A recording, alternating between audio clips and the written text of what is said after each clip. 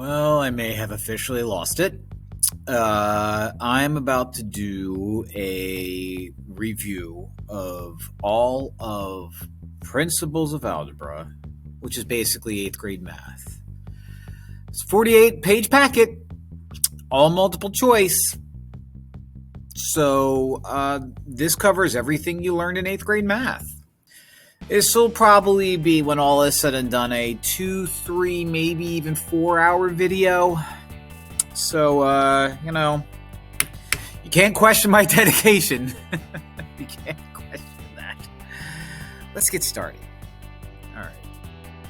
Find the slope and the y-intercept of the graph of the linear equation. Well, slope and y-intercept is found by using this formula right here. Y equals mx plus b. That is called slope-intercept form. When y is all by itself, the number in front of x is my slope. The number floating all by itself is my y-intercept. I'm supposed to be not green, but that's okay. The number floating by itself is supposed to be my y-intercept. When y is all by itself, which it is, my number attached to x is my slope. So my slope here is 5. Remember, m is slope. So my slope here is 5, which eliminates u, which eliminates u, which eliminates u, and which is u, so the answer is D. But let's just make sure we understand. The number, when y is all by itself, that's floating all by itself, is going to be my y-intercept. So my y-intercept is going to be positive 7. Okay? That's the first one. The second one is no different.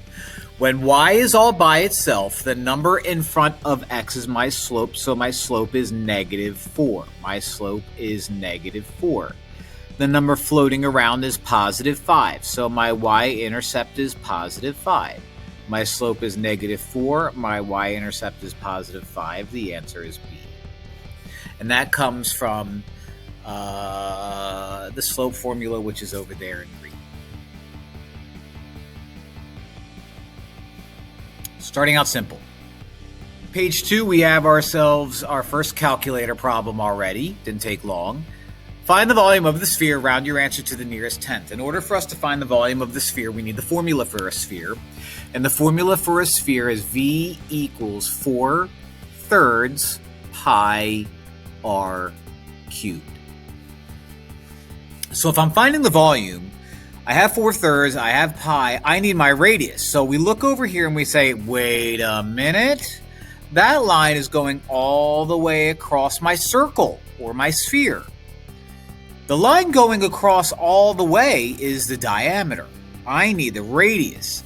The radius is going to be the line that goes from the center of it to the end, which means it's going to be half. So 8 is going to be my radius. So what I need to do is I need to find out what 4/3 pi 8 cubed is. So let's pull up our handy dandy calculator. There it is. All right, so in order for me to do 4/3, I need to do 4 divided by 3 in parentheses. I'm using a TI-84 plus here. So 4/3 in parentheses. The way you get to the pi button is you do second and then the little caret guy here, which is pi. I'm going to put 8 in parentheses. And there's 2 ways that you could do cubed. You can hit that little caret guy and hit 3. I like to do math 3. It's all good.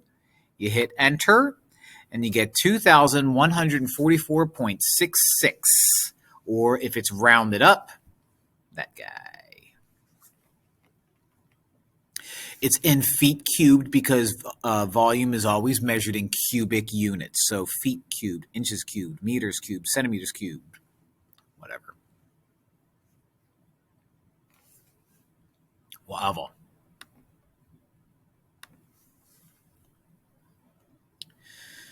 Simplify the expression. What I have is I have a bunch of x's living upstairs and a bunch of 10s living downstairs. This is the long way of doing it. I write out 12 x's blah, blah, blah, blah, blah, blah, blah. Then I write out 10x's, blah, blah, blah, blah, blah. And then I cut out the top and I cut out the bottom until I see what's left over. But that's going to take a while. So what I'm going to do is I'm going to say, well, wait a minute. If I'm just going to cut things down, all 10 of these are going to disappear, and 10 of these are going to disappear, and I'm only going to have 2 left over upstairs. And then you remember the shortcut is if you're dividing terms of the same base, subtract the exponents. If you're dividing terms of the same base, you subtract the exponents, and 12 minus 10 is 2. Which leads us to this guy. You might be thinking, well, it looks like it's the same thing, but a little bit more complicated, and you're absolutely right.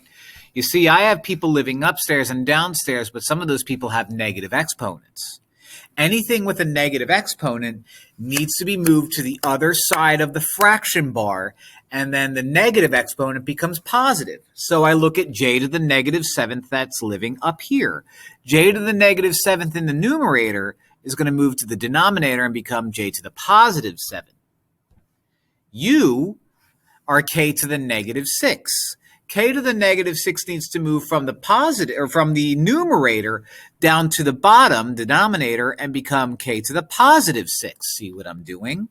If it has a negative exponent, I'm moving it to the other side and I'm making the exponent positive. So the j to the negative 16 on the bottom is going to become j to the positive 16 up top. And then you might say, oh, tricky, tricky, tricky. K to the positive 6 on the bottom stays on the bottom because it's a positive exponent.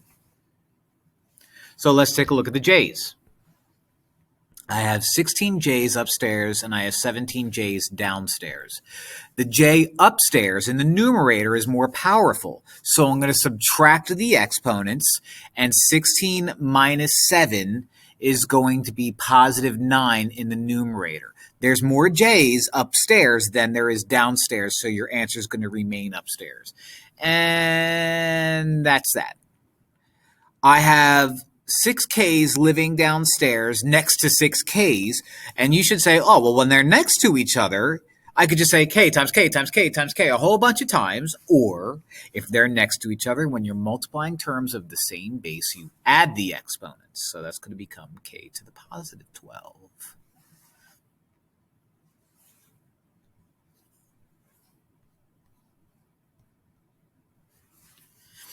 Okay. Okay. I'm just kidding because of J and K.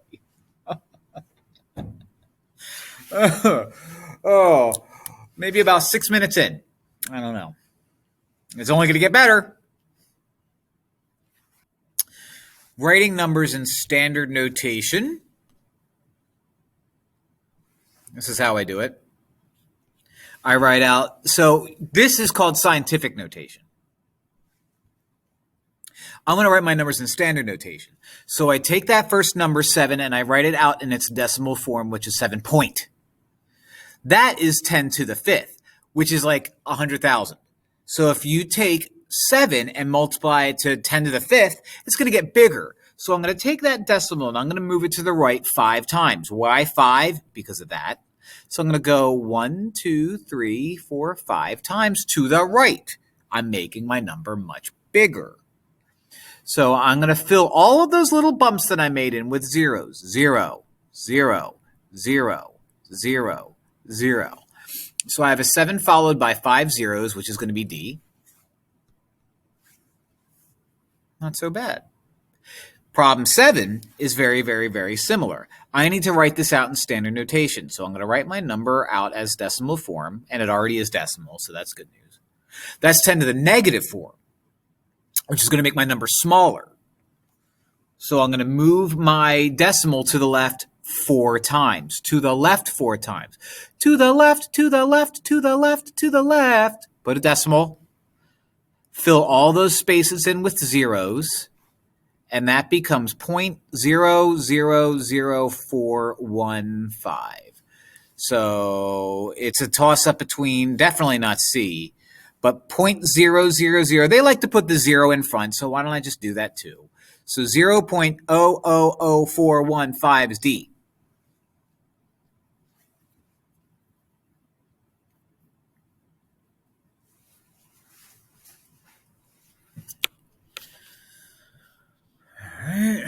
much space I have. Not a lot. Not a lot. Solve the equation below for x. All right, so I have x on both sides of the equal sign, and I have distributed property twice. So let me rewrite this problem out. 2 parentheses x plus 5 equals 3 parentheses x minus 4. Distributed property twice. Okay? Remember, distributed property is when you have a number multiplied to a quantity in parentheses. And you take that number and you multiply it to everything inside the parentheses. 2 times x is 2x. 2 times 5 is positive 10. Then you do it to the right side too. 3 times x is 3x. 3 times negative 4 is negative 12. I have an x on the left and I have an x on the right, and I need to balance this equation. What I like to do is I like to get rid of the smallest variable first. So I have a 2x and I have a 3x, so I would like to get rid of the 2x first. Why do I do that? Because it always makes my answer positive. Well, it always makes my x positive. I don't know. It's just what I like to do. So I'm going to get rid of that 2x. And you do this when you have variables on both sides of the equal sign. How do I get rid of 2x if it's just floating around? Well, the opposite of 2x, which is minus 2x. So I'm going to subtract 2x from both sides of the equal sign. That crosses out. That leaves me with 10 on the left equals 3x's minus 2x's is 1x. Just an x. Now it's a one-step problem. So I have x minus 12 there. Sorry that it looked sloppy. I have to get rid of the minus 12. How do I get rid of the minus 12? You add 12 to both sides. Add 12. Add 12. Cross that out. 22 is equal to x, or x is equal to 22. I don't know about you, but I'm feeling that the answer is 22. Everything will be all right. You keep me next to you. Taylor Swift special. Do we have 3 Ds in a row? I think we do. Anybody who's like, oh no, I got 3 of the same letter in a row, I must have done something wrong. No. I remember when I was a kid and I would do problems like this and I'd get 3 Ds in a row, I would figure one of them would have to be wrong, so I would just randomly change one of them to C. Don't ever do that. Don't ever do that. Ever. System of equations. Graph each system. Tell whether the system has no solution, one solution, or infinitely many solutions. Okay. Let me move that guy over there. Well, it says graph, so I'm a rule follower, so I'm going to do just that. I'm going to make my own little graph over here, my own little bitty graph. There it is. 1, 2, 3, 4, 5, 6, 7. 1, 2, 3, 4, 5, 6, 7. 1, 2, 3, 4, 5, 6, 7. 1, 2, 3, 4, 5, 6, 7. I have to graph these guys on a coordinate plane. You're already in slope-intercept form. Remember, slope-intercept form is y equals mx plus b. So when y is all by itself, the number in front of x is my slope, and the number floating around is my y-intercept. Well, the number floating around is 4, which means 4 is my y-intercept. So I go to my y-axis, which is that guy right there. I go to 4, which is that guy right there, and put a dot on it. My slope is the number in front of x, -3, or -3/1. A negative slope goes up and to the left. So up 3, left 1. Up 3, 1, 2, 3, left 1, put a dot, and I'm out of space. So I can go down 1, 2, 3, right 1, put a dot. 1, 2, 3, right 1, put a... That was an accident. That was a much worse accident. That's all right. I don't think it should change too much. Down 1, 2, 3, right 1, put a dot. Down 1, 2, 3, right 1, put a dot. And for a homemade graph, it's not too bad. I'll give myself some credit. Now the bottom equation, well, that's not solved for y. So I have to solve that for y. So I'm going to rewrite it out. Y minus 4 equals negative 3x. Is y all by itself? No. What is in the way? Negative 4 is in the way. How do I get rid of a negative 4 that's just floating around? The opposite, which is add 4, add 4. So I'm going to add 4 to both sides. That crosses u out. Does negative 3x and positive 4 combine? No, because one has an x and the other one doesn't. So I'm going to write that out in slope-intercept form, negative 3x plus 4. So I put a dot at 4. I go up 1, 2, 3, left, down 1, 2, down. They're the same line. Look at that. Oh, how did I not notice? How did I not notice at all? I had no clue. They're the same line. And when they're the same line, your answer is wherever they intersect. Well, where do they intersect? All over the place. So how many answers are there? Infinite. If they're the same line, then there's infinitely many solutions. If they're the exact same thing, infinitely many solutions. Interesting. I wonder if we'll come up to different types of answers like that later. I don't know. Probably. I don't know. It is a 48-page packet or something crazy. Write an equation that describes the function. Well, I'd be remiss if I didn't do lin-reg for this, so I'm going to do just that. I'm going to bring up my calculator. I'm going to move my face over here, and I'm going to do lin-reg. Do you have to do lin-reg? No, but this is an opportunity for me to do lin-reg. So I'm going to do it. This is how you – now, what lin-reg does is if you have points, if you have a group of data, and it asks you to write an equation, you can use lin-reg in your calculator. You do lin-reg by hitting the stat button first and right away go to edit. Okay? If there's stuff there, then clear it all out, but there's no stuff here. In L1, you write out all of your x values. 2, enter. 5, enter. 8, enter. 11, enter.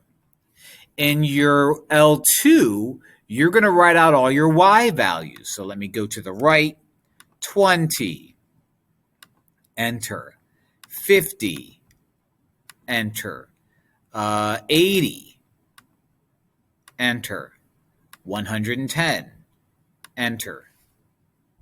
Now I'm done typing everything out. I'm going to quit out of this by doing second mode. I'm going to go to stat again. I'm going to go to calc. I'm going to go to lin-reg, which is 4. In some calculators, you have to hit enter a bunch of times. In this calculator, you do. Some calculators, you don't. I'm just going to go right to calculate. And it tells me y equals ax plus b, where a is 10 and b is 0. That means my answer is y equals 10x plus 0. Y equals 10x plus 0. Or y equals 10x. Now, you might be looking at this and saying, dummy pants. If I just look at this graph, if x is 2 and y is 20 and then 50 becomes 50 and then 8 becomes 80, aren't you just multiplying the x value by 10? Aren't you just multiplying the x value by 10? Oh, yeah. Yeah, I guess you are. But I just love lin-reg. Look at that, another D answer. Erase all of our answers because I couldn't have gotten them all like that. Write an equation of a line with a given slope and y-intercept. Well, if you're thinking, oh, it says write an equation again. It's write an equation again. But does it give you groups of points or groups of data? No. This gives me a slope and a y-intercept. So I'm going to write out slope-intercept form. And it tells me what m is right there. It actually says m equals. So I'm going to replace my slope, which is m, with negative 3. And I'm going to replace my b with negative 5. Oh, plus negative 5. Well, that just looks sloppy. So let me rewrite it. Y equals negative 3x plus negative 5 is minus 5. So y equals negative 3x minus 5. Oh, my gosh. My answers are like what I got in my report card in college. Just kidding. Did well. Find the volume of the sphere with the radius 4 centimeters. Round your answer to the nearest tenth. Do we do volume of the sphere? We may have. I don't know. Repetition's always a good thing. V equals 4/3 pi r cubed. That is the equation for the volume of a sphere. V equals 4/3 pi r cubed. Okay. Let me see. R is my radius. The radius is 4. So right away, it's pretty basic. V equals 4/3 pi, 4 cubed. So I'm going to run to my calculator. 4/3, I always like to put in parentheses. And whenever you're doing a fraction in these calculators, you need to divide. Pi is second little caret button there. 4 is 4, so 4. Math 3 is to the third. You can also do caret 3. Hit enter. 268.08 rounded to the nearest tenth is 268.1.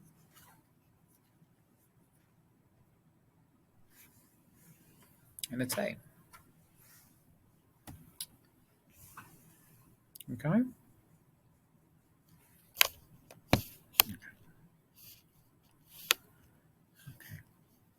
A person breathes in about 2.5 times 10 to the negative fourth cubic meters of air per second. Write this number in standard form. So another writing this number in standard form problem. So I'm going to write out the decimal version, 2.5. 10 to the negative fourth makes my number smaller. So I'm going to move my decimal to the left 4 times. 1, 2, 3, 4. Put a dot there. I'm going to fill in all the spaces with 0, 0, 0. So I get 0.00025. My answers look like they love to put a 0 in front of it. So I get 0.00025, which is D again. No! This needs to stop.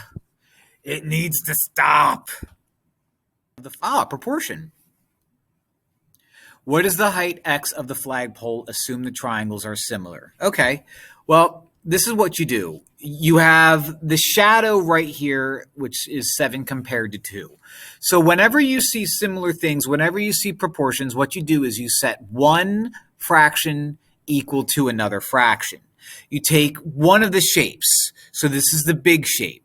And you say, I'm going to compare the big shape to its corresponding line on the small shape, 7/2. So I'm comparing big over small. And I have to do the same thing here. The big over here is x, and the small over here is 6. Big over small. When you have a fraction equaling a fraction, you crisscross applesauce. You do 2 times x, which is 2x. You do 7 times 6, which is 42. And then you solve the proportion, which is having you divide by 2 from both sides. And x is going to equal 21.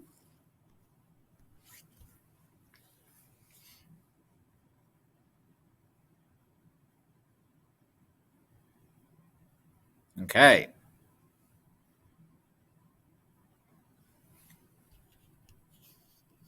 Which number is in between 5 and 7? Well, these are all perfect squares, so I should be able to take the square root of them nicely. If you forget how to take the square root button is second x squared, and then you type your number in. But since these are all perfect squares, you should be able to do these in your head. All right, so the square root of 9 is 3. The square root of 16 is 4. The square root of 36 is 6. And by the way, if you're like, what's square root mean again? Square root means what times itself gives me that number? 3 times 3 gives me that number. What times itself gives me 64? 8. What times itself gives me 81? 9. So which one of these is between 5 and 7? Well, 6 is in between 5 and 7. So the answer is C. Finally, an answer that's not A or D.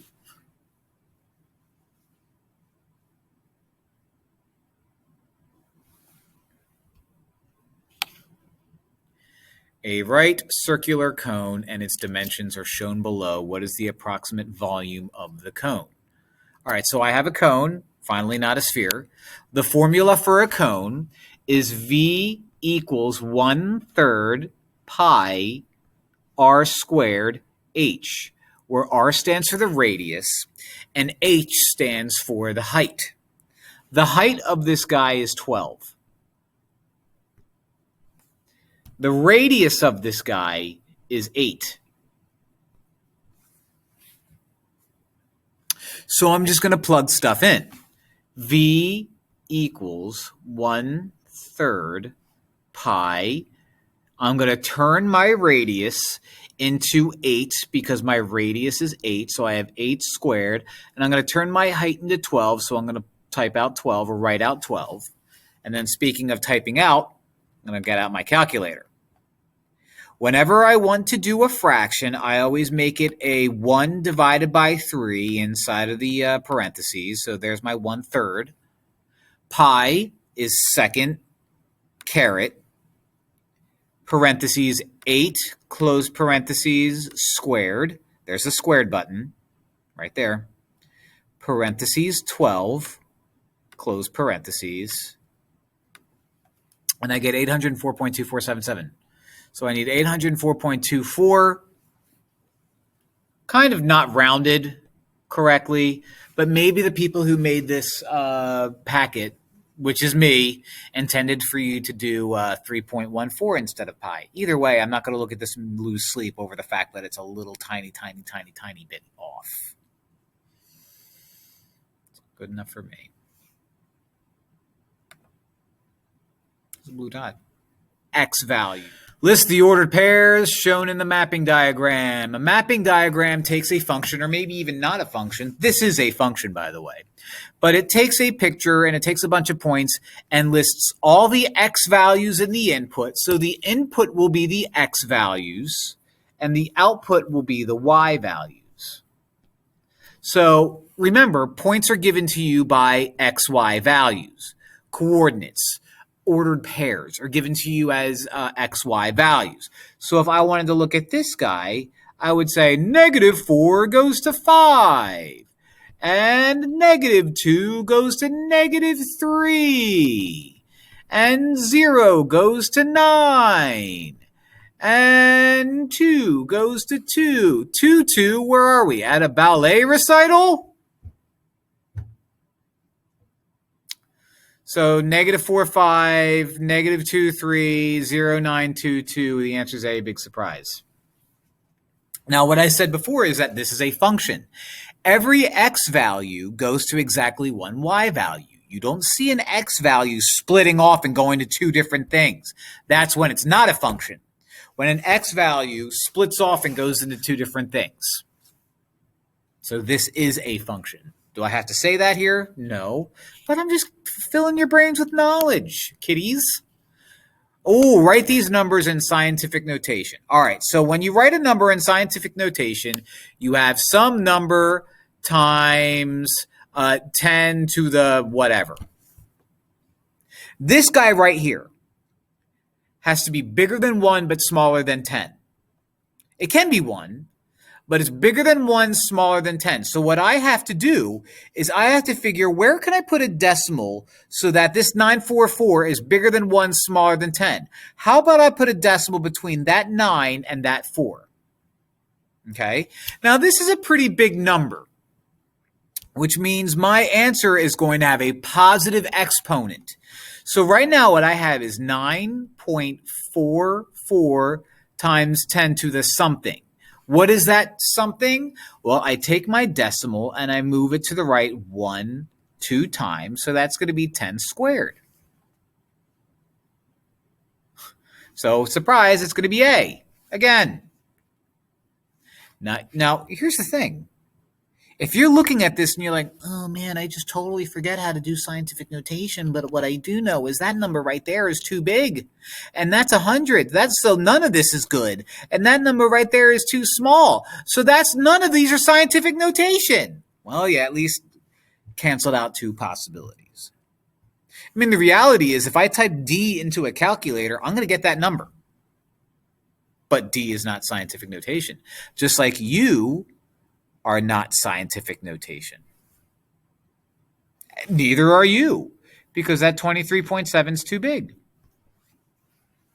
So that leaves me with two options here. So I have my 0.00237. Let me just rewrite that out. 0.00237. I need to put a dot so that it's greater than 1, smaller than 10. My dot belongs between 2 and 3. This is a really small number, so it's going to be a negative exponent, 10 to the negative. But what number do I use? 1, 2, 3, so 10 to the negative 3, and B is my answer. What did D say? No exponent. Well, actually, technically it does have an exponent. It's invisible 1.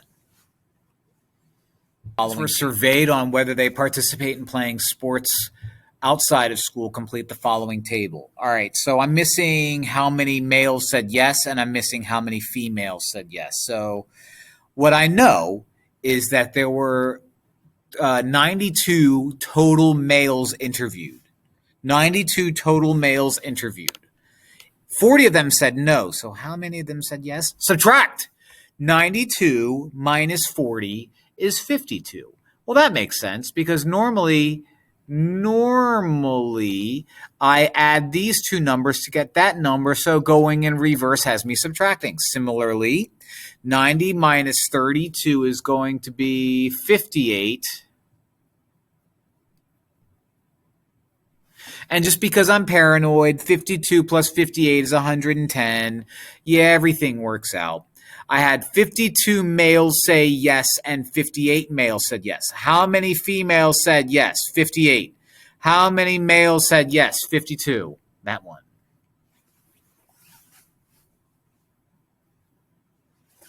Table completed. These types of tables can be used to ask you different questions like, how many females said no? 32. How many total females were interviewed? 90. How many total people said no? 72. How many total people were interviewed? 182. Don't blink. Because of Blink 182, the band. All the small things, that band. Wow. I really hope Blink 182 doesn't listen to this video and sue me for all of my money. They might. I'm pretty good. Solve the system of linear equations by substitution. Check your solution. All right. I'm going to use substitution. It says substitution. Now, normally what I would do, since this is multiple choices, I would do back solving, but it says using substitution, so I'm going to do just that. The first step to substitution is you take one of your equations and you solve it for one of your variables. Oh, look, the bottom equation is already solved for y. So I know what y is. Y is x minus 5. Y is x minus 5. Y is x minus 5. So I'm going to rewrite the top equation, and I'm going to replace y with x minus 5 because y is x minus 5. So I have x minus 5 plus 8. If you can, combine like terms. So I have negative 5 plus 8, so that becomes 3. Oh, that should be x plus 3.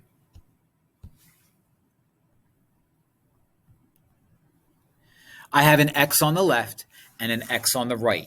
So since I have an x on the left and an x on the right, I have to subtract one of them. It would make the most sense to subtract this x, so I have just the x value on the left and just the number value on the right. Is x all by itself now? No, I still have 3 multiplied to x, so the inverse of 3 times 3 is divide 3, and 3 divided by 3 is 1. So my x value is 1. Am I done? No. Just because I have my x value doesn't mean I'm done.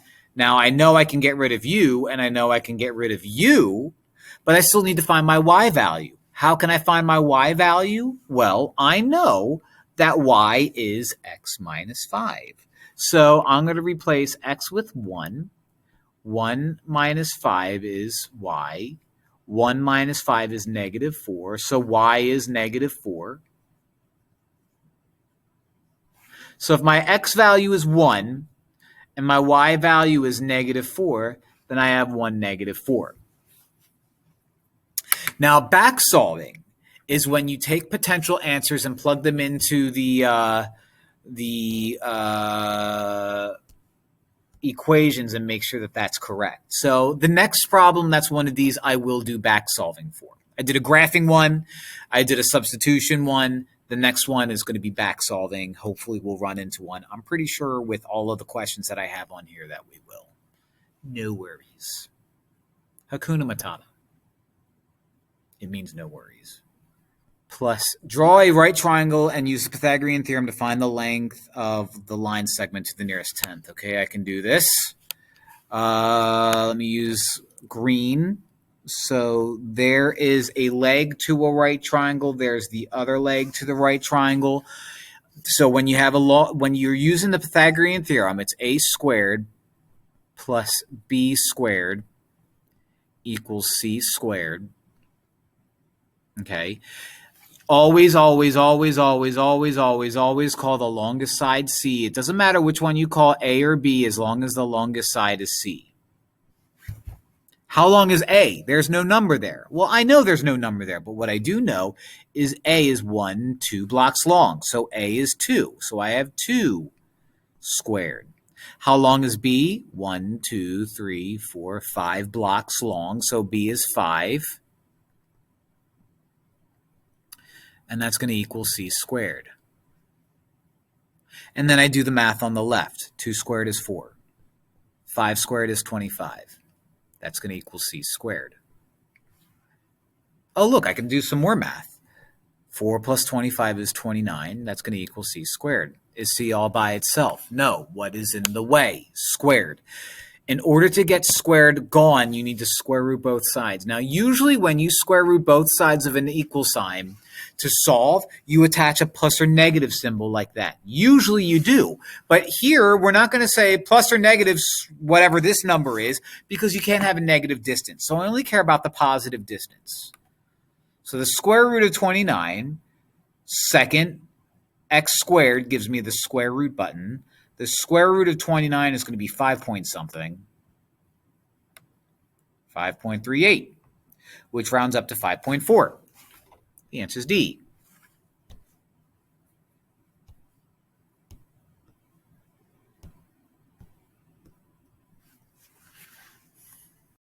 Find the height of x. I can do this. This is a right triangle.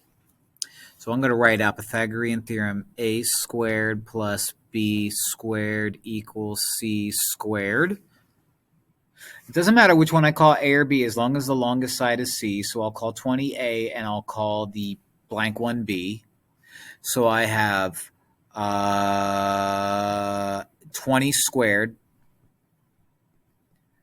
plus b squared equals 27 squared.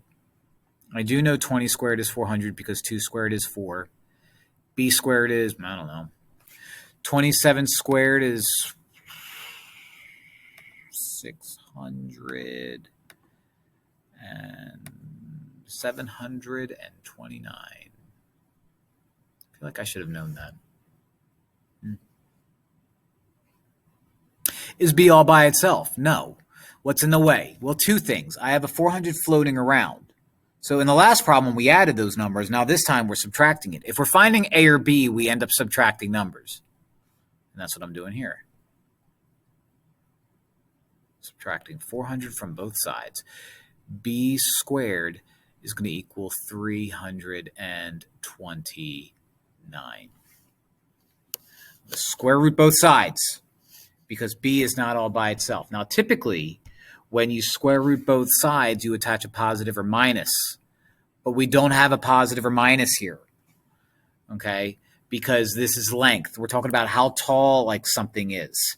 So I just need to take the square root, which is second x squared button, 329, hit enter, and this B value is 18.1. Now, be very careful because I'm not asking you how tall this line is.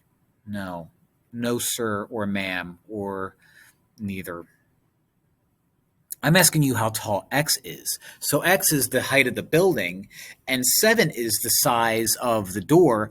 I want the height of everything above the door. So what I have to do is I have to do 18.1 minus 7, which is 11.1.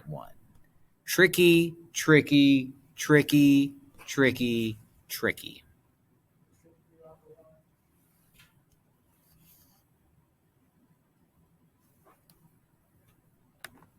Oh, look, another Pythagorean theorem problem.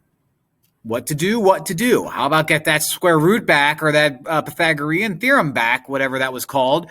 A squared plus b squared equals c squared. Doesn't matter which one's a or b as long as the longest side is c. So I have a and I have b right there. And the longest side is c. Let's mix it up. Actually, too late. So a is 13. So I have 13 squared plus b, which is x, equals c, which is 25. 13 squared is 169 plus x squared equals 25 squared, which is 625. Is x all by itself? No. Just like the last problem, I have to get rid of 169. So I'm going to subtract 169 minus 169. 625. I missed a bunch of them. 625 minus 169 equals 456. So x squared equals 456.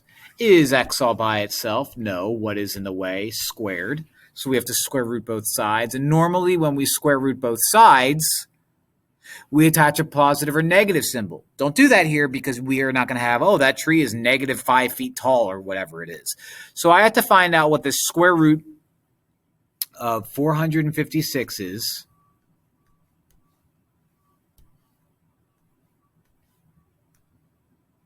$21.3, so 21.4, and that's going to be C.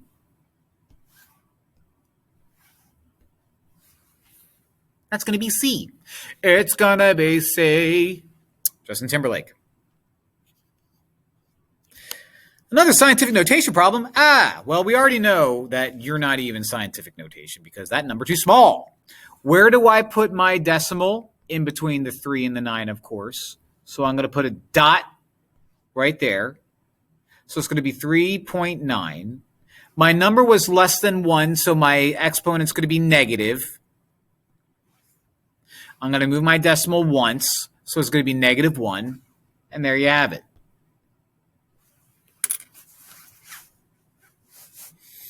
Ten pages done. 10 out of 48. 3. All right. Once again, I'm going to write that number in scientific notation. So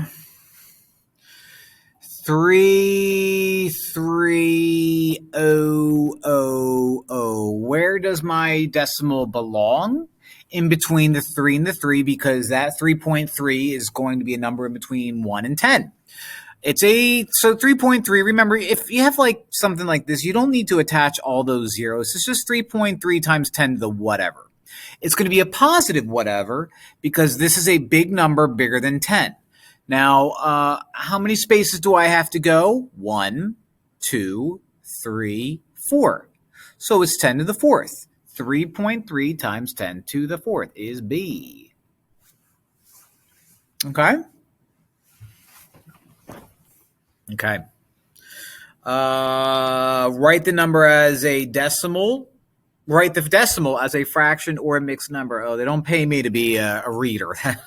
That's for sure. All right. So what's repeating? A single 4. Well, if a single number is repeating, you put it over a single 9, and boom, you're done. Okay? The amount of numbers that you have repeating is the amount of 9s that you put it over. If you can simplify, then simplify. But I can't simplify 4 over 9. So hopefully we run into another one of those problems where I can do some simplifying, and you can see more examples that are a little more challenging than that. A daycare wanted to have separate playground area for their 3-year-olds and 4-year-olds. Playground equipment. They split the area with a diagonal line from opposite corners to determine the length of the diagonal line to the nearest meter. So it looks like we have ourselves a square chopped in half at a diagonal. Well, that screams to me Pythagorean theorem. So if I were to take that guy, pull it out, the measurements that matter to me are the fact that it's 65 left to right and 65 up and down. Just because the 65 is over here doesn't mean it's not the same over here. The fact that these are 3-year-olds and 4-year-olds are just useless numbers. Who cares about 3-year-olds and 4-year-olds? Not me, except I have one. So I have to call the longest side C. So a squared plus b squared equals c squared. It doesn't matter which one I call a or b as long as the longest side is c, which I did the c part. And in this case, it really doesn't matter which one's a or b because a and b are the same. So I have 65 squared plus 65 squared equals c squared. Okay. So I don't know what 65 squared is. So I'm going to type it out. 65 squared, enter. 4225 plus 4225 is going to equal c squared. Oh, I barely fit it in. 4225 plus 4225. It's going to be 8,450. Now, is C all by itself? No, it certainly is not, because that's squared. That squared right there is in the way. How do I get rid of a square? Well, you square root it, of course. Now, normally, and I may have said this once or twice, normally when you square root both sides to solve an equation, you attach a positive or negative symbol. It looks like this. But when we're talking about real-life distances and when we use Pythagorean theorem, we don't worry about it because you can't have a negative distance. So all I'm going to do is take the square root, which you do by hitting the second x squared button, 8450. You get 91.92. So that's about 92 meters. And that's the length of the diagonal. Oh, they tried to trick you. Didn't work. Not today. Not today, math packet that I created 2 years ago. State the number of solutions to a systems of equations. I didn't write that. To a systems of equations that has a graph of lines that cross at one point. All right, so the system of equations, the number of solutions are found when you have two lines, and if the two lines cross at one point, you're going to have one solution. Well, that was easy. If they're parallel, you have no solutions, and if they're the same, you have infinite solutions. But if they cross at one point, you only have one solution.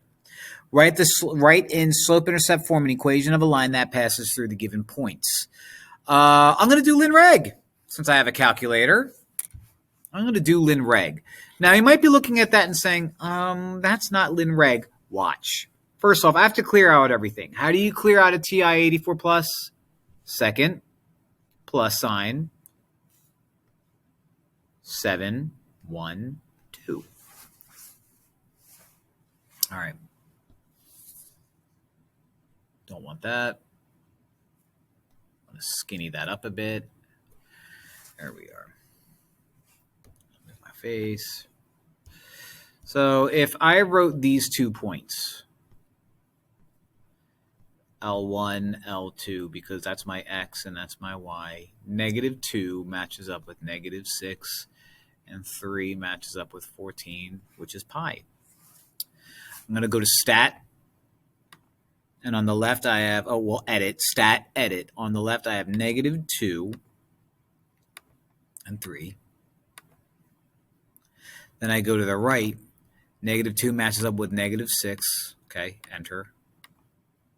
14. Enter. Now, what I probably should have done is probably should have used the slope formula here. Okay, but I'm being a little creative. And I'll show you what we can do to bypass that. If I quit out of this by doing second mode, I could go to stat, I can go to calc, and I can go to linreg, which is 4.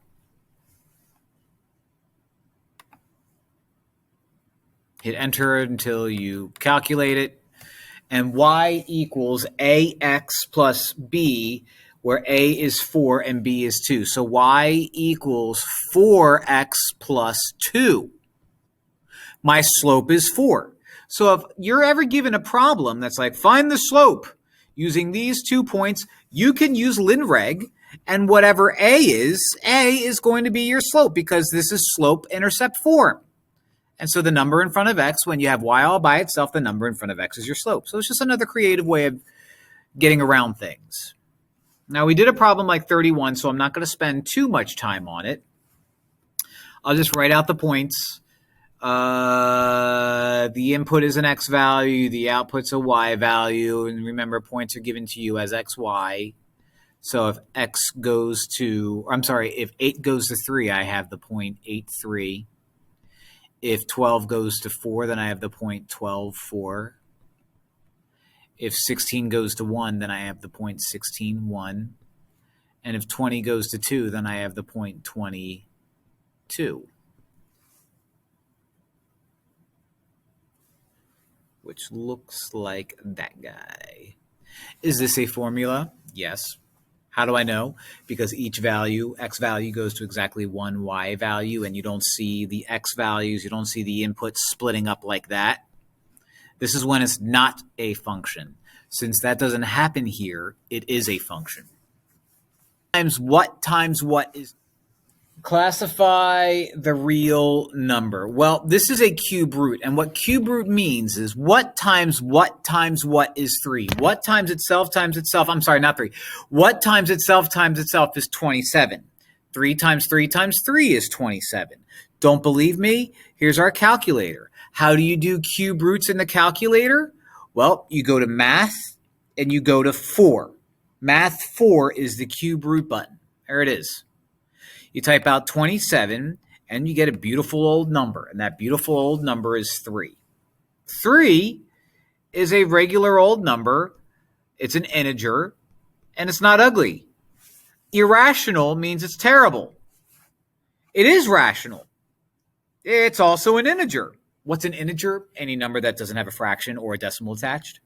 What's a whole number? Any number that doesn't have a fraction or a decimal attached. What's a natural number? Any number that doesn't have a fraction or a decimal attached. It has to be positive. That's all of them. That's everything, as Aladdin would say. That's everything. Finally, if I were to take the square root of 144, they want the 2 possible square roots. So this is what they want. They want the positive or negative square root of 144, which is positive or negative 12. Positive or negative 12 is positive or negative 12. Hey, finally, I could use that positive or negative symbol. Whew. Finally.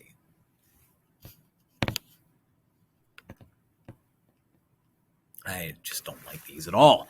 Find the volume of the composite solid. Well, composite solid is 2 solids glued together. 2 solids glued together.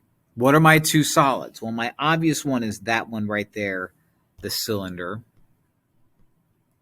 It's my obvious one. My not so obvious one is this guy right here. And that is a half of a sphere living on top of the cylinder.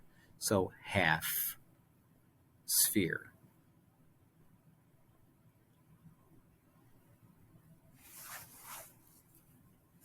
The formula for a cylinder is pi r squared h. So I'm going to write out V equals pi r squared h. In this case, here's my cylinder down here. My height is 23. My R, which stands for radius, is not 10. My diameter is 10. So my radius is going to be half of that.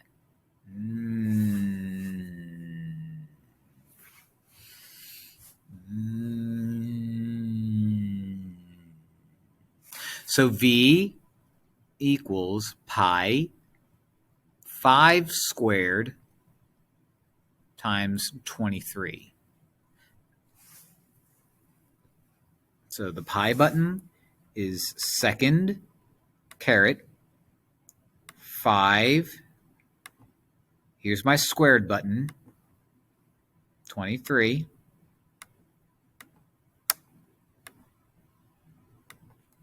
And I get 1806.4. 1806.4. Here's so that's what the can part of this is. I need the bubble on the top, which is a half sphere. So if you're like, I don't know the formula for a half sphere, but I know that you did spheres 2 times and I remember everything you tell me, and that was 4/3 pi r cubed. Sure is. That's a whole sphere. So how do you find a half sphere? Cut it in half. You take that and you just multiply it by a half. Derp. I'm sorry for saying derp. I shouldn't have done that, but I did. And you can't stop me. Except you can hit the pause button. But don't, please. In fact, rewind it and start over. All right, so I need R. What's my R? Well, there's nothing. Oh, I know. My R is the same R as the one down here because they're all connected. So my volume is going to be 4/3 pi times 5 cubed times a half.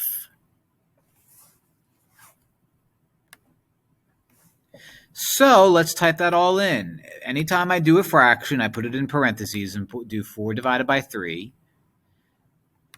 Here's pi, parentheses, 5, close parentheses, cubed, times parentheses 1 divided by 2, which is a half. 261.799, so we'll do 261.8. So the little bubble on top is 261.8. The can cylinder is 18.06. What do? Add them. Adam and Eve. Add them and even it out. 18.06. 06. Oh my, clear. How, I don't even know how long I am into this video. I don't even want to know. 18.06.4 plus 261.8. Enter. 2068.2. This is centimeters, so centimeters cubed. All right, let's get rid of you. Let's find my answer. There you are. As the Fonzie would say, A.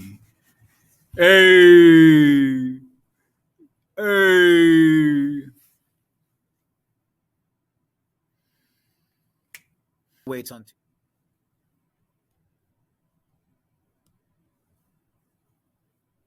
The drawing shows equal weights on 2 sides of a balance scale. The can of coffee weighs 20 ounces. Each book weighs 36 ounces. So, all right, so I have this can of coffee was 20. Each book is 36, and I have 2 of them. So I have 2 times 36. And I have 2 cartons of salt. So I have 2. So the left side is 2 times 36, which is 72. That's going to equal out to the can of coffee. That's 20 ounces plus the 2 salt shakers, which I will make X instead of S because I'm afraid my S's will look like a 5. Is X all by itself? No, I have a two-stepper here. I have a 20 floating around, and I have 2 being multiplied to X. So when you have two-step equations, you always get rid of the guy that's floating around first by doing the opposite, which is subtract. So I'm going to subtract 20 from both sides. That gives me 52. 52 is going to equal 2X. Is X all by itself? No. 2 is being multiplied to it, so I'm going to divide both sides by 2. Divide both sides by 2. And X, which means each salt shaker, is 26 ounces. How is the salt heavier than the coffee? That's crazy. But 1 carton of salt is 26 ounces.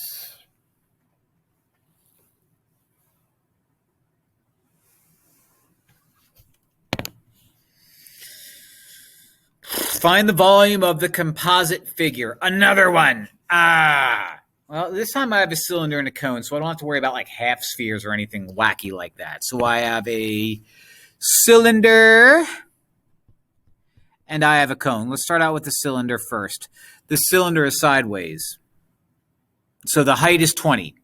The radius is, see that dotted line? That dotted line insinuates the entire circle here. So I don't care about 6. I care about the radius being 3.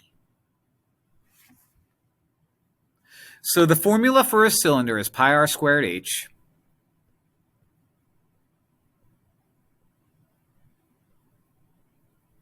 So pi is pi. My r is 3.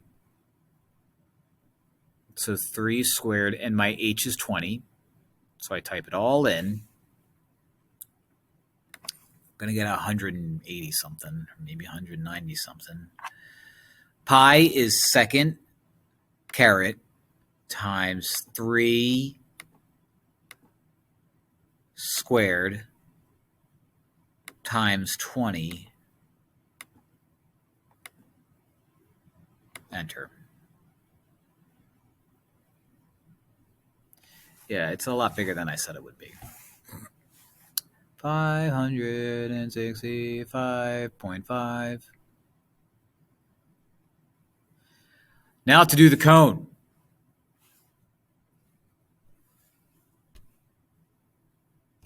The cone, that formula is V equals 1/3 pi r squared h.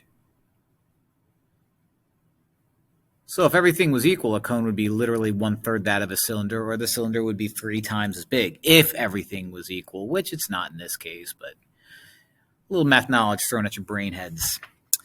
1/3 pi r is 3. In this case, my h is 5.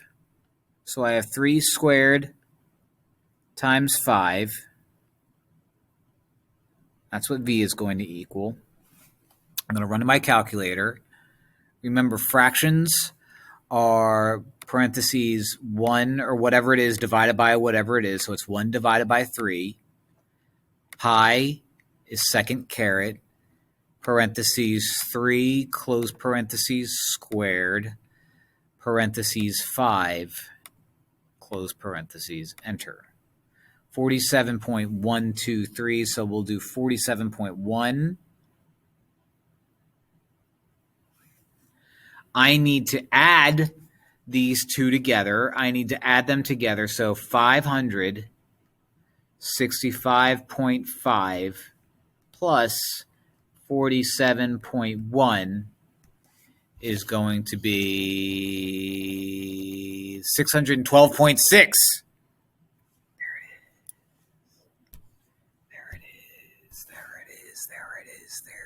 There it is.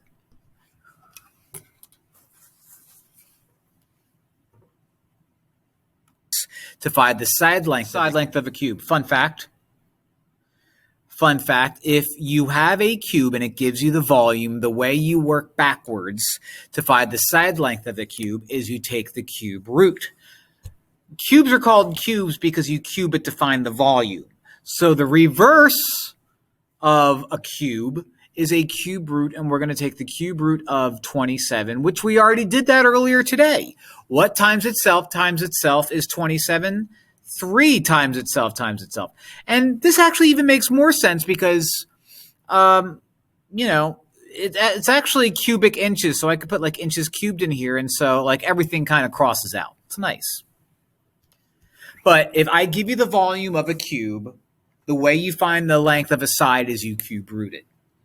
Okay. Similarly, if I give you the area of a square, the way you find the side is you square root it. Square, square root, cube, cube root. It all makes sense now. It all makes sense. So remember a couple pages ago, I said, oh, you don't want this. This is not what you want. This makes it not a function. So here we see that taking place. So that is not a function. Here, not only do we see it take place twice, but it happens 3 times. You're not a function. Here, it takes place right there. You're not a function. Here, we're fine. And don't be like, no. 3 goes to 10 and 2 goes to 10. That's fine. That's perfectly fine. I don't care how many times the output or the y values repeat or the range repeats. I only care about how many times the inputs repeat. And so 3 is used 3 times here. Every input is used once. And it's kind of like if I were to play a dart game, and this I believe is supposed to be, I'm assuming that this is supposed to be like -1 down here, even though it's sloppy and maybe when I copied it, it looks bad. But if I were to label like a bunch of darts and throw them at targets, and I labeled my darts 3 and 2 and 1 and 0 and -1, and I labeled my targets 10 and 5 and 0, I could throw 2 darts and have 10 points twice. That's fine. I just can't take a dart and have it split off and hit 3 different targets. That doesn't make sense. It's not possible. Find the slope of a ladder. Oh no, that guy's falling. Well, that's a negative slope because it goes up and to the left. Slope is rise over run. Slope is rise over run.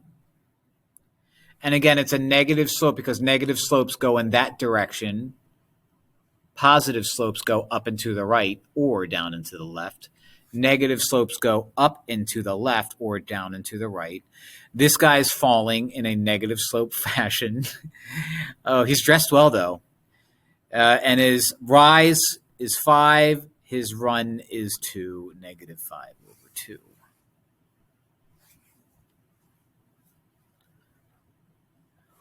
Oh, no, I'm going to mess up my nice Oxford shirt. Evaluate the expression. Anything to the 0th power is 1. Okay? Anything to the 0th power is 1. Anything to the 0th power is 1. Anything to the 0th power is 1. Anything to the 0th power is 1. Anything to the 0th power is 1. Normally what we would do is we would say that that's a negative exponent, move it to the bottom. But here, there's a shortcut. And the shortcut says that if you have x to the, 5th times x to the 4th, you would add those exponents, right? X to the 9th. So does it matter if these x's are in parentheses? No. Would you still add the exponents? Yes. Would it matter that instead of x's, it was -9? No. You would just turn this into -9 as well. What's the point that I'm getting at here? Well, I have -9 to the 4th times -9 to the -4th. Add the exponents and you get -9. And what did I just say like 1,000 times in the last one? Anything to the 0th power is 1. Anything to the 0th power is 1. Anything to the 0th power is 1. Anything to the 0th power is 1. With these, if you're ever not sure, just type away at your calculator. -9, parentheses, to the 4th, then move over, I guess, times -9 in parentheses to the negative fourth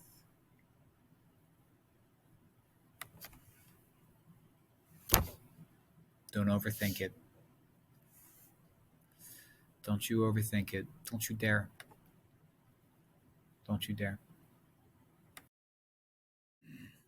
Well, it's a new day because I'm wearing a different outfit. I guess the other day when I recorded over an hour of material was enough for me. So we'll see what I can get through today while I'm wearing my Argyle sweater in 80-degree weather. Smart move by me. -6 to the third. My job is to simplify that. I can handle this. The third is attached to the 6 and the 6 alone. Okay, so that, and I hate doing this, that means I write out 6 times 6 times 6. The third is not attached to the negative, so the negative lives out front. So I don't know what 6 times 6 times 6 is, so I'm going to type out 6 times 6 times 6, hit enter, 206. So this is going to end up being negative 216, donezo. Now, if you're thinking, couldn't we have just done that whole thing right at once? Sure, -6, math, 3, enter. But what fun is that? None. I'll answer that for you. None. It's none fun. None fun. Okay. Find the value of y. So this is a solving equations problem, looking for room, looking for space. I can just do it to the right here. I have negative, let me do this right away. I have -6y on the same side as 4y, which means I can combine these right now, right away. They're on the same side. -6 +4 adds up to make -2, so I have -2y. Then I have +14 equals 32. Now my job is to solve the equation. So I'm going to just do a regular old two-stepper. I have the -14 floating around. I'll subtract 14 from both sides. -14, cross you out. That gives me -2 equals, -2y, equals 18. Is y all by itself? No. What is in the way? -2 is being multiplied to y. So since -2 is being multiplied to y, I'm going to do the opposite, which is divide -2. And 18 divided by -2 is -9. Not so bad. If the left triangle is reflected over the reflection line to form a triangle on the right, what is the length of x? Well, if it's a reflection, everything's going to remain the same, just flipped. So x is going to be 14. So it's B. In a reflection, the angles don't change, the sides don't change. You get a congruent shape. It's just mirror images. Pretty quick and easy page. Is this transformation a dilation? Well, a dilation is when a shape is similar. It just gets either bigger or smaller. So this is a square. The blue guy is a square because it's 3 by 3. This is 1, 2, 3, 4, 5, 6, 7. This is 1, 2, 3, 4, 5, 6, 7. So a blue square just turned into a bigger square. So yes, it's a dilation. It wouldn't be a dilation if it turned into like a rectangle or something like that. Okay, remember dilation means it just gets bigger or smaller depending on what your scale factor is. If I give you if blue was the pre-image, the original, okay, and red was the image, the new shape, this would be an enlargement. And the number would be something like 4. In this case, what did I go from 3 to 7? That can't be right. Yeah, it is. The enlargement is 7/3. Fun fact. I think. I believe I said, and this was days ago, that the next time I would run into a systems of equations problem that I would do back solving, which is plugging in potential answers to see which ones make sense. So let me pull up my calculator. Back solving is you pick a point, right? And I'm just going to pick A because it's easier. You're going to label that point x, y. You're going to pull up your calculator, and you're going to rewrite both equations, replacing the x with 2 and the y with 5, and see if you get these numbers. If you do for both equations, then A is the correct answer. If you don't, then move on and try a different one. So I'm going to rewrite the top equation, 5, parentheses. I'm going to replace the x with 2, close parentheses, plus 4, parentheses. I'm going to replace the y with 5, close parentheses, hit enter. I get 30. What do I want? Negative 21. So is the answer A? No, no, it is not. So let's move on to B. I'm going to label U X, and I'm going to label U Y, and I'm going to rewrite the top equation and substitute negative 1 for X and 4 for Y and see if I get negative 21. So I'm going to rewrite the top equation, 5, parentheses. Instead of X, I'm writing out negative 1, close parentheses, plus 4, parentheses. Instead of Y, I'm going to type out 4, close parentheses, hit enter, and I get 11. What was I supposed to get? Negative 21. So is B the correct answer? No, it is not. So let's move on to C and do the same exact thing. I'm going to write out X, Y. I'm going to rewrite the top equation in my calculator, but replace the X with negative 1 and the Y with negative 4. So 5, parentheses, negative 1, close parentheses, plus 4, parentheses, rewriting the y as negative 4, close parentheses, and let's get negative 21. I do. Now, it worked for the top equation, but it has to work for both equations. So now I'm going to rewrite the bottom equation, and instead of x, write out negative 1, and instead of y, write out negative 4.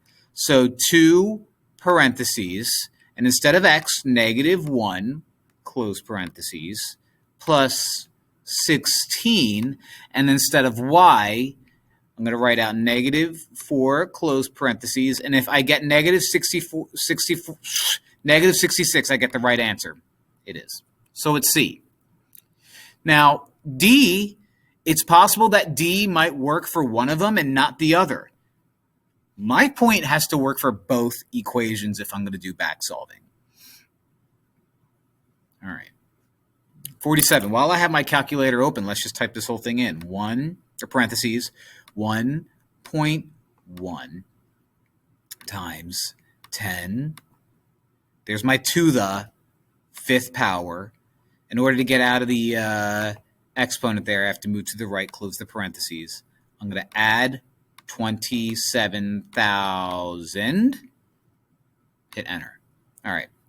So I get 137,000. Oh, it says change to standard notation. Well, that's easy. Then I'm done. I thought it was going to ask me to move it to scientific notation, which means I'd put the dot in between the 1 and the 3. I'd go to the right 5 times, and I'd get 1.37 times 10 to the 5th. Didn't happen, though. Well, one of the greatest minds of our generation once said, "Catch me outside." Well, guess where I am? Outside. How about that? How about that? Speaking of that problem screams linreg. But you know what? I'm not going to use linreg. No. I'm just going to use regular old common sense here. We have 4 equations, and we need to see which equation turns 1 into 10 or turns 2 into 17. So, for example, if I were to look at A and plug in 1, which is an x value, into x, 10 times x is 10. Well, that's good. 10 times 1 is 10, right? I mean, that makes sense.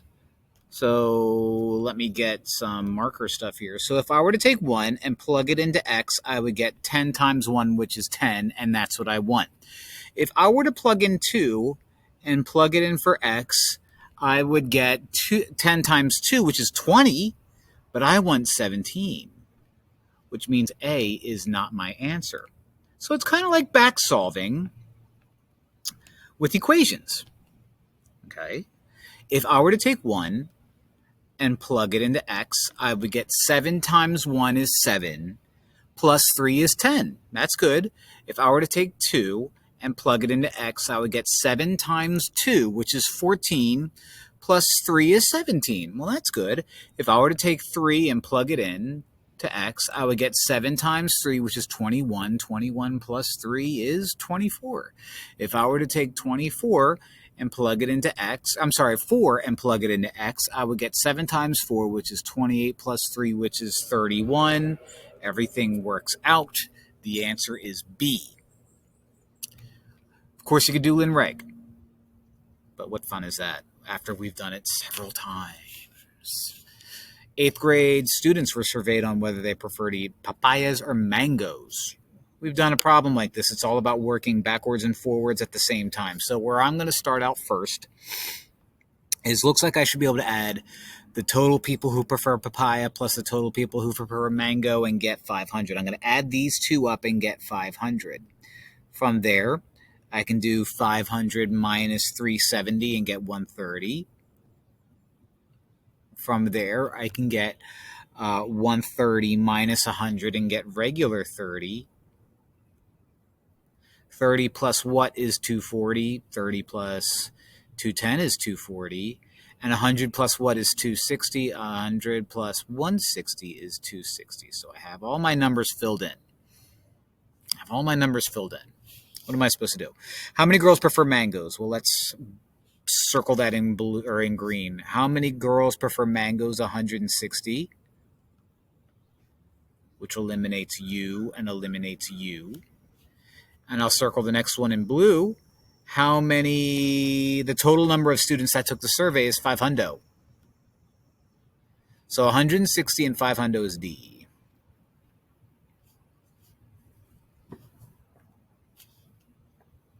Okay. All right, page 20 has one problem. Carla is the girl in question. She plots the points on the graph below and shows how the amount she owes for tuition decreases as the number of tuition payments increases. The slope of the line segment joining these points is -2/3. Now, if I look at this picture, I can see the -2/3. It's a negative slope because it goes that way. I go down 1, 2, and over 1, 2, 3. So there's the -2/3. That's great. But what does it mean? Every time this person makes a payment, the money they owe is decreased by a certain amount. How much after one payment? Well, I really can't tell. How much after 2 payments? Well, I really can't tell. How much after 3 payments? Well, it looks like it goes down 2 blocks. So every 3 payments, it goes down 2 blocks. But each block isn't $1. That wouldn't make sense. Each block is $1,000. So it went down $2,000. Nature. After 3 payments. So let's see which one does that. Each payment decreases the amount by $4,000. Nope. Each payment decreases the amount by 66 cents. Now think logically. If you're paying back your student tuition for college, you really are going to make payments of 66 cents? No. For every 3 payments, the amount owed decreases by 200. And for every 2 payments, the amount owed decreases by 3,000. Close, but backwardsy.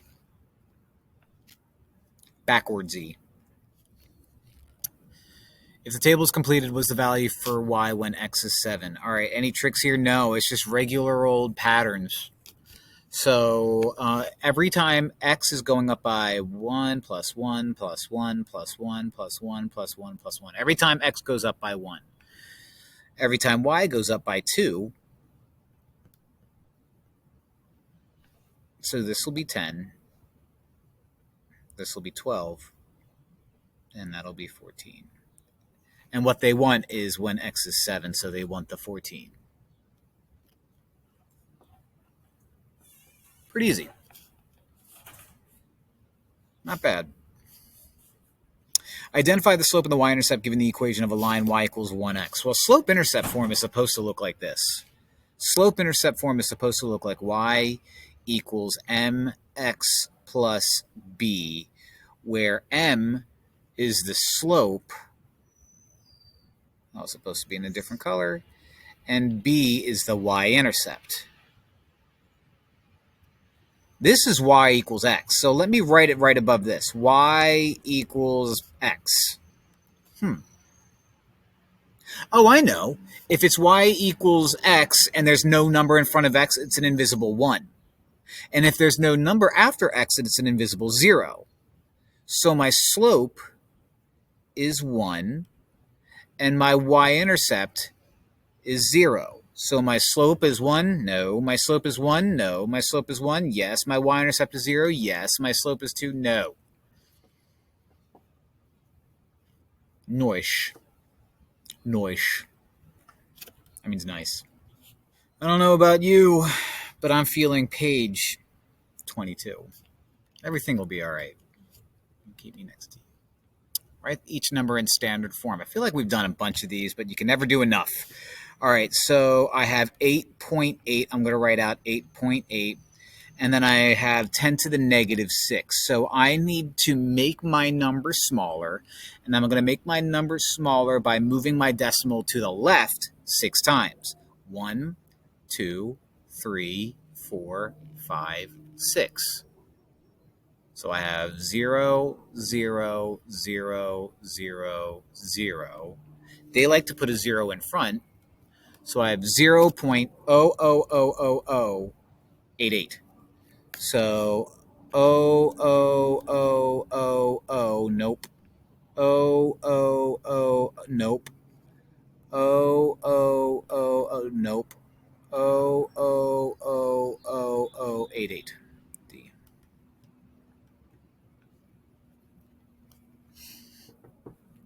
Rational means a number that you can write out as a regular old number, a fraction even. Okay, and when you have square roots, you need to find the one that you can say, all right, well, if I were to take the square root of any of these, which one will actually give me a decent answer? For example, if I took a, the square root of 2, and I could do that by hitting the square root button, which is second x squared, 2, and hit enter, I'm going to get a terrible number. Look at it. 1.412, it doesn't end. There's no pattern. It's a terrible number. So square root of 2 is not rational. It's irrational. So it's not 2 because, or square root of 2 because it's irrational. Which one of these can I take the square root of and get a lovely answer? E. Because the square root of 25 is 5. Don't believe me? Well, you should know what the square root of 25 is. But if I wanted to check my work, second x squared, 25, enter. There you have it. E. All right, solve the equation. So it's given me answers with possibilities of infinitely many solutions and no solutions. So when I see infinitely many solutions, I get a little excited. I'm hoping that things line up lovely, perfectly. So I'm going to first do distributive property. 4 times negative 9f is negative 36f, and I'm going to write it over here. 4 times negative 9 is negative 36. That's going to equal, distributive property again, negative 9 times 4f is negative 36f. And negative 9 times 4 is negative 36.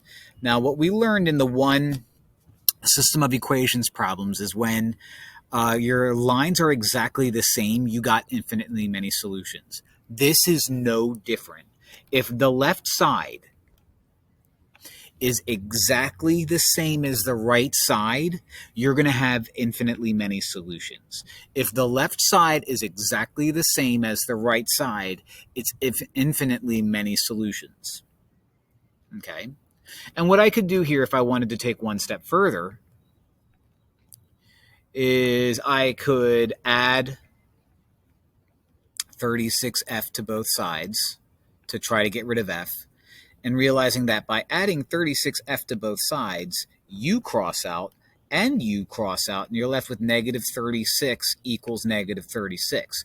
So when your variable disappears, if you get the left side matching the right side, that means it's always correct. Negative 36 is always negative 36. So again, we get infinitely many solutions here. Now the next one looks like it has the potential to being very, very, very, very, very similar because again, you see infinitely many solutions and no solutions. So let me rewrite the equation down here, negative 7.5 plus 4u, and on the right side we have 5.5 plus 4u. So we see that 4u is used on the left and used on the right. What does that mean? Well, that means if I subtract 4u from both sides, they will both disappear. Now you might be thinking, oh, well, they both disappeared in the last one and we had infinitely many solutions. Well, here's the trick. After I make them disappear, after my 4u's go away, I end up with negative 7.5 equals 5.5. Now, in the infinitely many solutions, I had a number equaling itself. I had negative 36 equaling negative 36. See? Let me move my face. And here, when it was negative 36 equaling negative 36, we said that negative 36 is always the same as negative 36, so it's infinitely many solutions. This is negative 7.5 equals 5.5. Does negative 7.5 equal 9.5? No. So if the variables disappear, and you're left with two numbers that don't match up, it's a no solution. If your variables disappear and the numbers equal each other, that's when it's infinite. If the variables disappear and they don't equal each other, that's when it's a no solution. If your variables don't disappear, then you just have to solve it. You're going to get one answer. So a lot more of these solving problems, it looks like, on this page. No matter.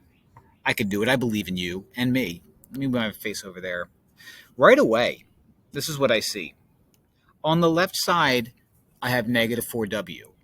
On the left side, I have 4w, which means they just disappear. Negative 4w plus 4w is 0.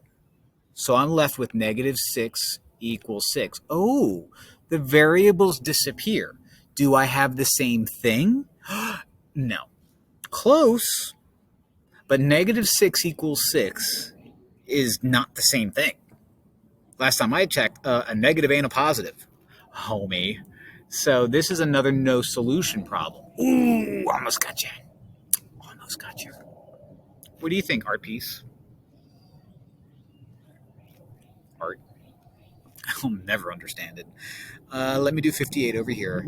This doesn't look like a crazy one. It just looks like a really gross decimal looking two-stepper. So I'm going to write it over here in my sloppy handwriting because I'm using this touch screen. All right, 1.3x plus 4.5 equals 8.4. Is x all by itself? No. I have two things in the way. I have a 1.3 being multiplied to x and a 4.5 being added. Always get rid of the guy that's being added first. So I'm going to subtract 4.5 from both sides. Subtract 4.5 from both sides. That crosses out. 1.3x is going to equal whatever 8.4 minus 4.5 is. So let's find out what that is. 8, I think it's 3.9.4 minus 4.5. Look, I'm looking down at the calculator. Is x all by itself now? No. What's in the way? Other than my face always being in the way. I have 1.3 multiplied to x. How do I get rid of 1.3? Divide it from both. Cross u out. And x is going to equal 3.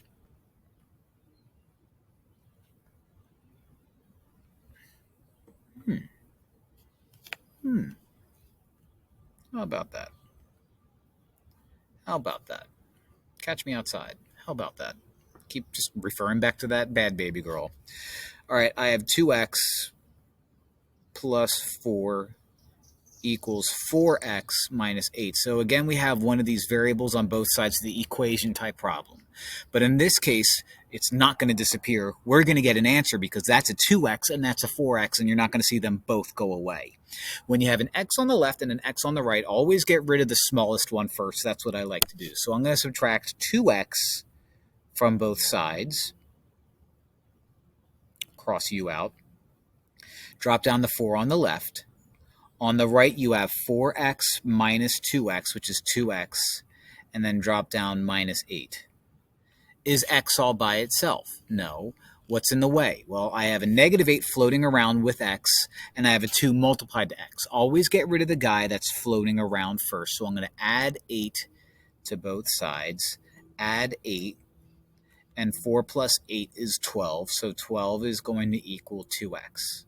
Is x all by itself? Now, no. I have 2 being multiplied to x, so I'm going to divide both sides by 2.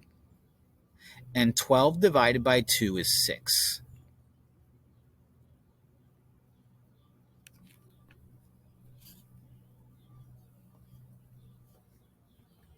Okay?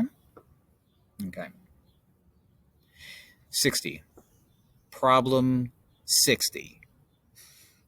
I have 83 to the 7th over 83 to the 6th. Oh, so this is one of those ones where 83s disappear. Which one's more powerful? The top one. By how many? Well, 7 and 6. I subtract exponents. So when I subtract exponents, I get 83 to the 7 minus 6 is 1. And that's just saying I have 183. So I have 183. I've heard of Blink 183. It's not right. It's Blink 182. Oh, they should have made it. They should have made it 82. Another day. Actually, it's the same day, but a different room. Another room, a different day. So we have problem 41, which is very similar to what we just did. I have a bunch of negative 8s living upstairs. I have a bunch of negative 8s living downstairs. I have 9 in the numerator upstairs, and I have 3 in the denominator downstairs. So it looks like the one in the numerator upstairs is more powerful. I have more negative 8s living up there, so I'm going to leave my negative 8 living up there. Keep it in that parentheses. Don't get rid of the parentheses. Why would you? And how many more do I have? Well, I have 9 minus 3, which is 6. So I have negative 8 to the 6th, which is C. Very similar to what we just did. And 62 is not far from it. Problem 62 is not far from it because it's kind of like I have 28 people living upstairs in a 1-bedroom apartment. But downstairs I have 2 bedrooms, and I have 15 people living in one room, and I have 5 people living in another. So what I'm going to do is I'm just going to combine all of them. So if I have 15 C's with 5 C's, then 15 plus 5 is 20. I have 20 C's.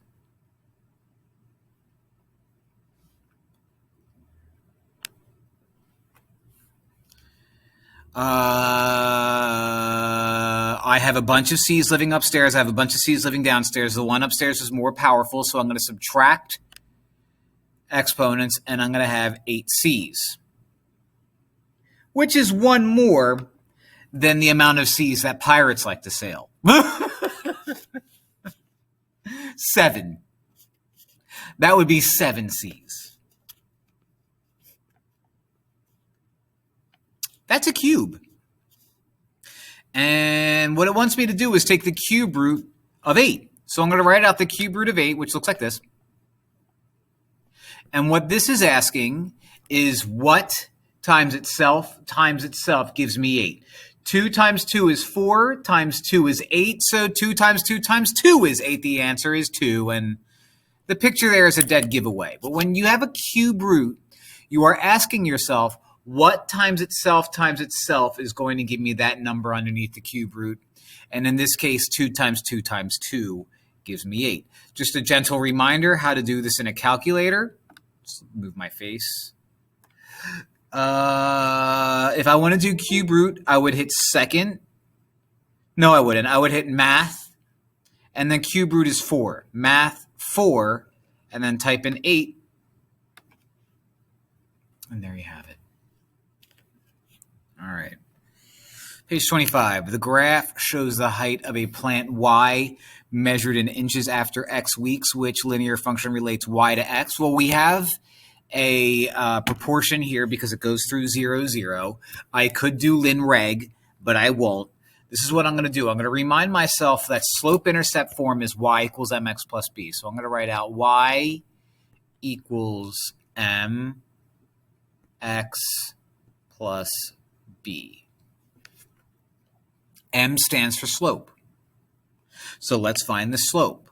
The slope is rise over run. And in this case, since it goes up and to the right, it's going to be a positive slope. I go up 1 over 2. So my slope is up 1 over 2. B stands for my y-intercept. That's where my line crosses the y-axis. And it crosses the y-axis at 0. So my B is 0. So when I write all of this stuff out, I have y equals m. Well, m is a half, so y equals 1/2 x plus b, which is 0. And then I look at that and say, I don't need that plus 0. I don't need it at all. Erase, erase, erase, and I have y equals 1/2 an x.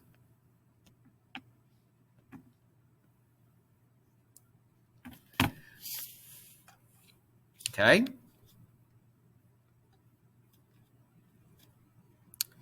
What equation models the cost in the table if D equals number of days and C equals cost? Let's do lin reg because it's been a few minutes. And we'll check our work by doing common sense. All right, so I'm going to pull up my calculator, just enough space.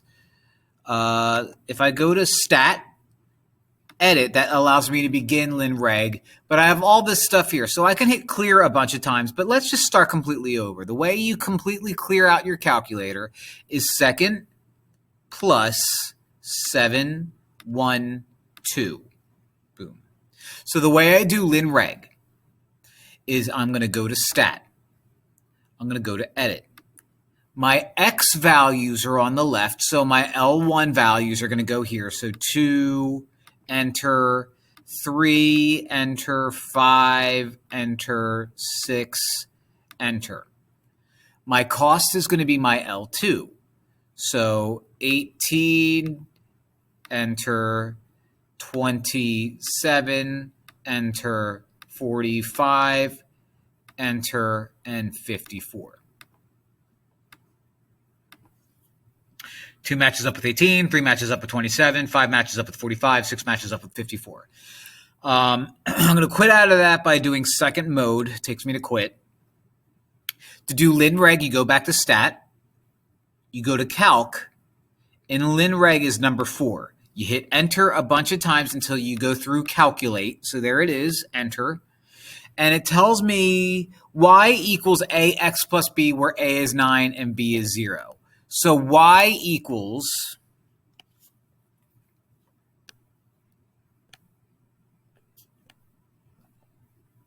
9x plus 0. Well, I'm not going to write out the plus 0 because like I saw in the last problem, I don't need to. So I go here, I go to my page and I look at my options and I'm like, wait a minute, there's no y's and x's. Well, remember, they want you to use D and they want you to use C. Now, I have to replace y with one of those letters and x with one of those letters. Which one should I do? Well, the x is always the left side of a chart and the y is always the right side of a chart, always. So the x is going to become the D. So I'm going to turn x into D. I'm going to turn y into C. And now I have C equals 9D, which is B. So many letters.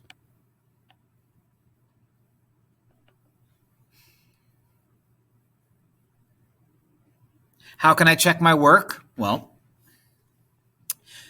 C equals 9D, which means cost is going to be 9 times the number of days. So 9 times 2 days is 18. That makes sense. 3 times 9 is 27. 5 times 9 is 45. 6 times 9 is 54. You're just basically saying, let's take the D and multiply 9 to it to get C. So take D, multiply 9 to it, equals C. That's how you check your work. And you could have done that problem by, guessing which answer you think it is and plugging things in.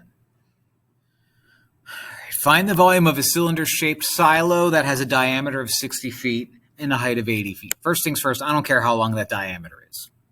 I care about how long the radius is. If the diameter is 60, the radius is going to be half of that. So radius is half of 60, which means radius is 30. So I'm going to write that out. And the height is 80. So I'm going to write out the volume formula. V equals pi r squared h, and I just plug in what I have. Okay, V equals pi. I said that r was 30, so I'm going to replace r with 30. H is 80. Laggy. Running very slow today. Let me just plug it all in. Okay, so we have pi, which can be found by doing second. Let's clear out of this. Second caret button, pi. 30 is parentheses 3, 0, close parentheses, squared. And then we have 80, which is 80, close parentheses, enter. So I have 226,194. Now here's the thing. They obviously want me to round, or maybe they just wanted me to use pi. So if you're like, none of these are that. Well, they rounded, or maybe instead of using pi, they used 3.14 instead of pi. I don't know. Either way, I know that if I had a bunch of money and I had $226,000 and $226,194.67, and all of a sudden I have $226,000, 80, I'm not going to cry too much if I lost like $100. That's a lot of money. I'll keep it. But this probably just wanted to use 3.14 instead of pi, parentheses 30 squared, parentheses 80. Let's just see what we get. Yeah, so obviously they wanted us to use pi instead of, or they wanted us to use 3.14 instead of the pi button, which I'm against. I'm against it. But I'll just sue the people that made this packet, which was me. Solve the system of linear equations by elimination. Well, I'm going to do back solving because it's multiple choice. Okay, I'm going to do back solving because it's multiple choice. Negative. Now, let me guess a possible answer. How about, I always like to go with the easiest looking one, which is 1, 2. Probably lazy, but I don't know. I just want to do it that way.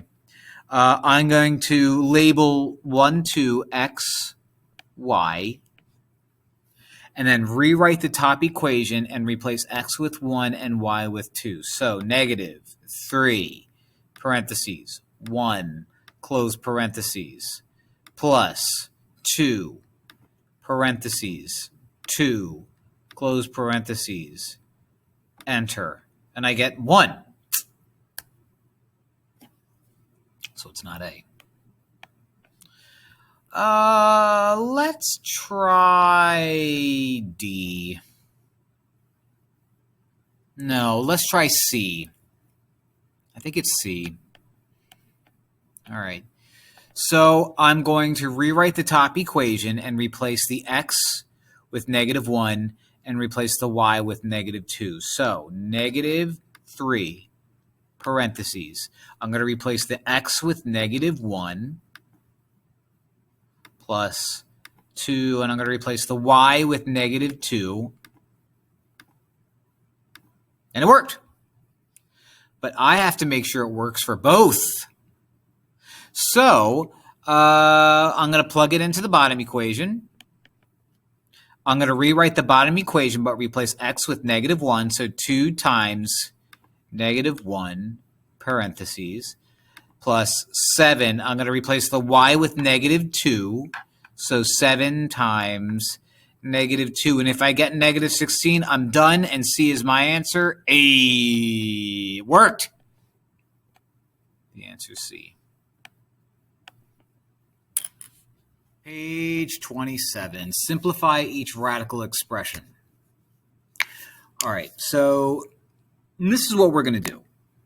There's an easy way and there's a hard way to do this, and let's just go the easy route. There are ways that you can simplify 72, which, you know what? I'll do it now, but I won't do it for 69. I'll do it for 68. The way you would do 68 is you would take 72, right? And you would make a factor tree. Two numbers that multiply out to 72 is 9 and 8. Two numbers that multiply out to 9 are 3, that's prime, so you circle it. 3, that's prime, so you circle it. Two numbers that multiply out to 8 are 4 and 2. 2 is prime, so you circle it. 4 is not, so 4 becomes 2 and 2. There's my factor tree. Beautiful. Now you rewrite 72 out with a 2, 2, 2, 3, 3, all in order altogether. 2 times 2 times 2 times 3 times 3. In square roots, you're looking for groups of 2. You're looking for squares, and I have a group of 2 2s. 2 2s, where am I? At a ballet recital? And I have a group of 2 3s. I'm going to bring out one of those 2 2s, and I'm going to bring out one of those 3 3s, and what I'm left behind with is a square root of 2. So again, I circled a pair of 2s, and I brought out one of them. I circled a pair of 3s, and I brought out one of them. What I have uncircled is just a regular 2, so you leave that 2 there. On the outside, I have 2 times 3, which is 6, and on the inside, I have the square root of 2. So I have 6 square root of 2, and that's my answer. Now for 69, I'm going to show you how to do it quickly. What's the square root of 75? Let's find out. The square root of 75 is 8.66.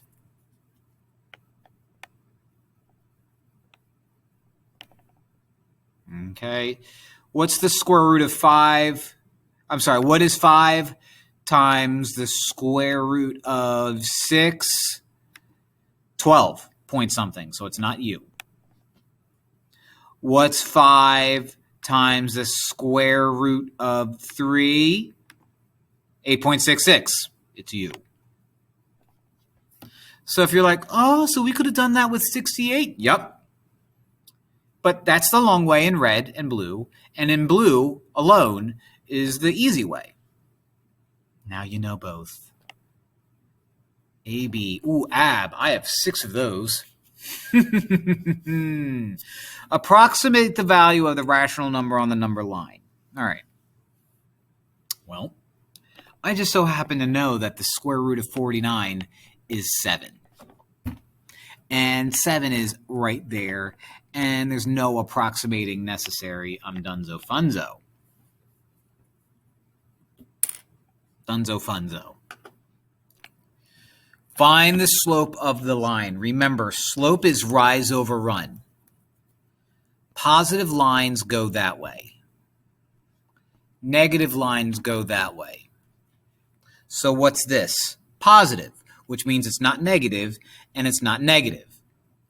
Slope is rise over run.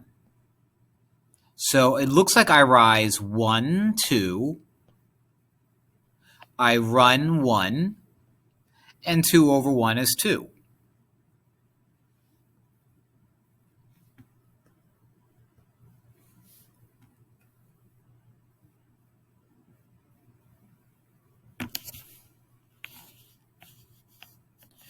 Find the slope of that guy. Well, I'm going to pretend that I don't know the answer. My rise is 1, 2, 3, 4, 5. And my run is, I don't move left to right, 0. So 5 divided by 0 is what? Error. Maybe Siri will help me out if I have reception. 5 divided by 0. The same as 6 divided by 0. Undefined. That's right. You can't divide by 0. You can't divide by 0. Up and down is undefined, and left and right is 0. Up and down is undefined, and left and right is 0. Up and down is undefined, and left and right is 0. Up and down is undefined, and left and right is 0. And up and down is undefined. Up and down is undefined. Where are we, 2 hours now into this video? And it took that long for me to get a song in as beautiful as that. Speaking of beautiful, look at the bottom right of your screen. The owner of an arcade measured the outside temperature each Saturday at noon and recorded the number of people in the arcade. The scatter plot shows the data collected, which description fits the data of the scatter plot. So it's like if the temperature is 20 degrees outside, there's 40 people in the arcade, or maybe like 27 people in the arcade. If the temperature is 30 degrees outside, there's 66 people in the arcade. If the temperature is 40 degrees outside, there's like 110 people in the arcade, something like that. It's a positive correlation. What does that mean? That means as the temperature increases, the attendance increases. It's a positive correlation. As the temperature increases, more people come to the arcade. Well, it doesn't get much easier than that. Okay? Because people like to go to the arcade to escape the heat. Change the decimal to a fraction. Whenever you have a repeating decimal, oh, that's not a repeating decimal. I take it back. That's not a repeating decimal. I have to turn 0.54 hundredths into a fraction. I could do that. 54 hundredths looks like that. All right, let me see if my answer's here. Nope, nope, close. Nope, nope, nope. Oh, I see. That's an even number, and that's an even number, which means I can divide them both by 2 and simplify the fraction. So I'll divide u by 2. I'll divide u by 2. 54 divided by 2 is 27. And 100 divided by 2 is 50. So what they wanted to do with this problem, and I almost fell for that trick, is they wanted you to think that that's a repeating decimal, but it's not a repeating decimal. It's not. It's just a regular old decimal. It terminates. Someone call Arnold Schwarzenegger because I'm a terminate ya. I believe that is Nicki Minaj. Nicki Minaj. Simplify the expression. Write the answer using scientific notation. This is what I'm going to do. I'm going to do this without the use of a calculator. Check me out, everybody. You could use a calculator, but that's not fun. 4, this is the same thing as saying this. 4 times 10 to the 6th, it's supposed to be a 10, times 4 times 10 to the 3rd. I look at this and I see 4 times 4, which I know what 4 times 4 is. 4 times 4 is 16. I see 10 to the 6th times 10 to the 3rd. I know what 10 to the 6th times 10 to the 3rd is. Add the exponents, 10 to the 9th. Here's the problem. That's not scientific notation. It's not scientific notation. In order to turn 16 into scientific notation, I need to put a dot right there, move it to the right once, so I get 1.6 times 10 to the 1st times 10 to the 9th.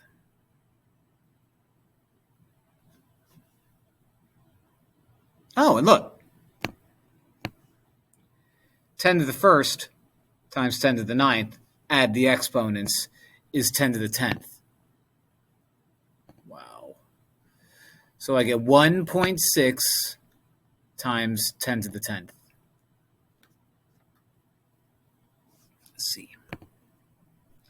You might be thinking, oof, boy, that's rough. Can I do that on my calculator? Of course you can. Parentheses, clear, parentheses, 4 times 10 to the 6. You have to hit right before you close the parentheses. Parentheses, 4 times 10. Math. No, not matrix. Delete. Actually worked out just fine. 10 to the 3rd.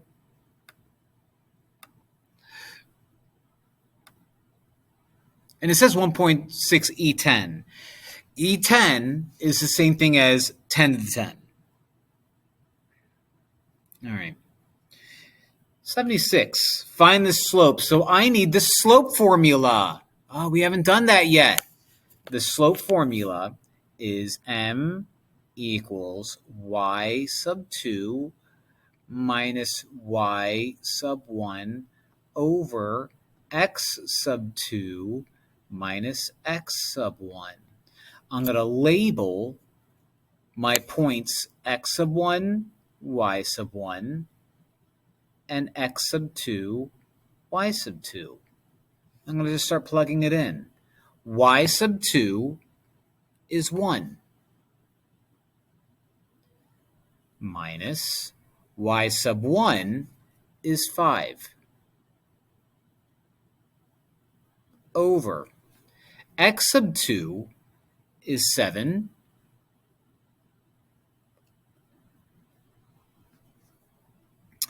x sub 1 is 2.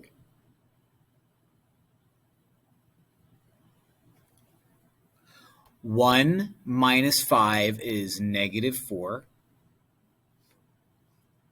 7 minus 2 is over 5. And I get negative 4 over 5. Now, you must be thinking, Mr. Perich, when you were outside or in somebody else's room, or maybe it was the other day, you said that you could do this using linreg. Okay, let's do it. Second plus 712 clears out the entire calculator. Go to Stat. Go to Edit. I'm going to put my X value in L1. I'm going to put my Y value in L2. So 2,5 lives right there. Boom. 7,1. 7, enter. 1, enter. I'm going to quit out of that by doing second mode. I'm going to go to Stat, Calc, linreg, hit enter a bunch of times until you get to calculate. Okay, now when y is all by itself, the number in front of x is my slope. So a is my slope. My slope is negative 0.8. How do I know what negative 0.8 is as a decimal or as a fraction? Negative 0.8. And I'm going to go to Math, Frac, and it just does it for you. All these things that I'm showing you right now, all these things.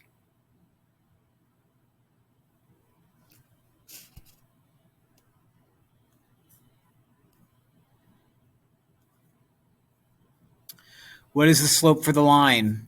Tricky problem. I don't like this dot in the middle. You see it? I don't like it. And you might be thinking, why don't you like it, sir? Because it's in the middle of a grid. So I'm going to use this dot that's not in the middle of the grid. Fun fact, you can do any dots as long as it's on the line. Now be careful, because the temptation is to go, because it's rise over run, the temptation is to go up 1, 2, 3. But look at these numbers. They're not going up by ones. They're going up by twos. So my slope is going to be rise 1, 2. I even did it already. My slope is going to be rise 2, 4, 6, 8, 10. So rise 10, run 1, 2, 3, 4, 5, 6, 7, 8. So when I rise, I go up by 2 because those were the numbers given to me. And when I run, I go over by 1s because those were the numbers given to me. 10 over 6, those are both even numbers. Divide the top by 2, divide the bottom by 2, and you get 5/4. Very similar to the answer that we had here. And it looks like they want me to turn it into a decimal. All right, fine. Fine. 5 divided by 4 as a decimal.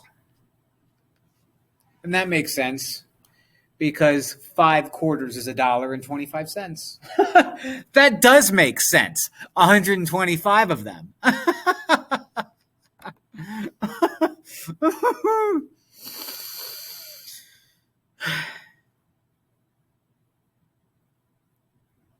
Write an equation in slope-intercept form for the line.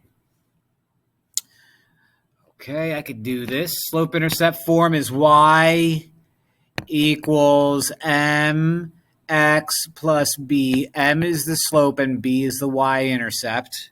So I need to find the slope by, I guess I could put a dot there and a dot there.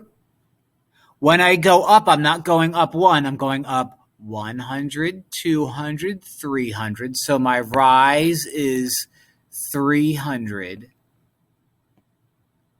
My run is 1, 2, 3, 4, 5.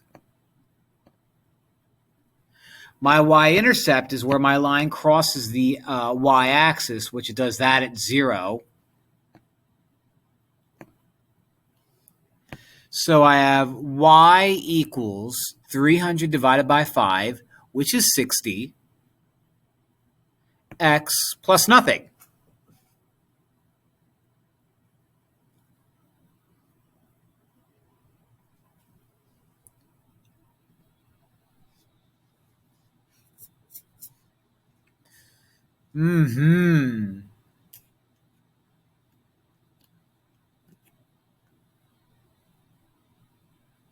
A line passes through the point 1, 3 and has a slope of 2. Which of these points also lies on the line?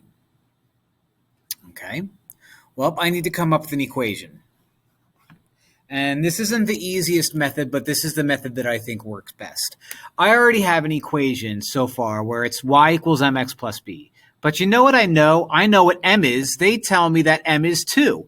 So I have y equals 2x plus b. Well, I need to find the b. How?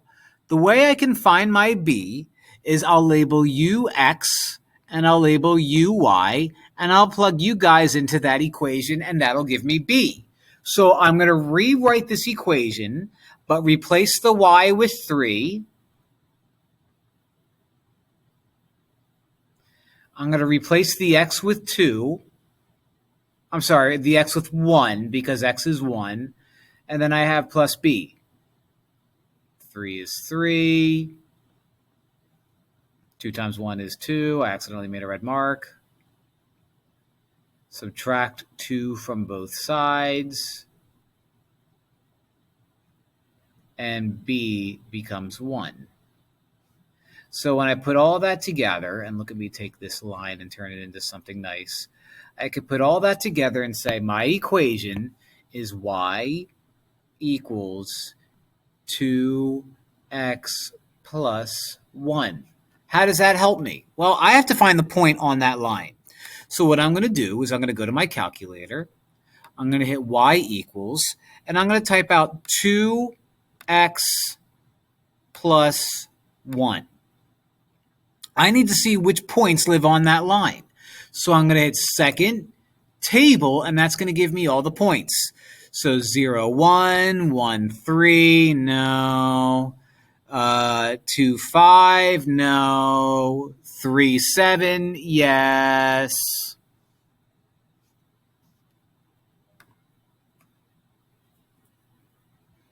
That's it.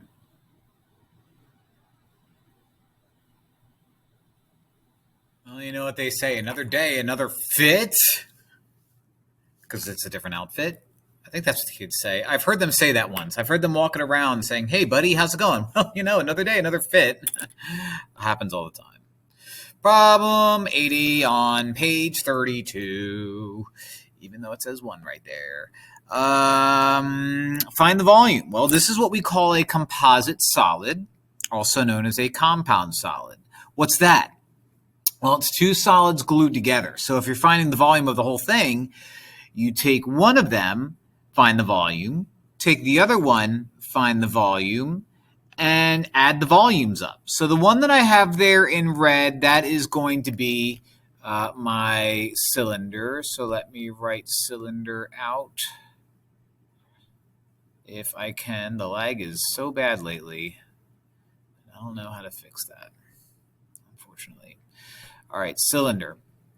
The volume of a cylinder is the formula V equals pi r squared h for a cylinder.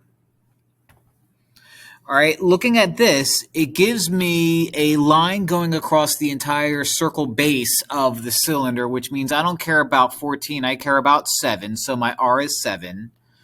My height is 14, so my cylinder's formula is V equals pi radius squared, and the radius is 7 because it's half of that diameter, so 7 squared, and that h is 14. Bing bong.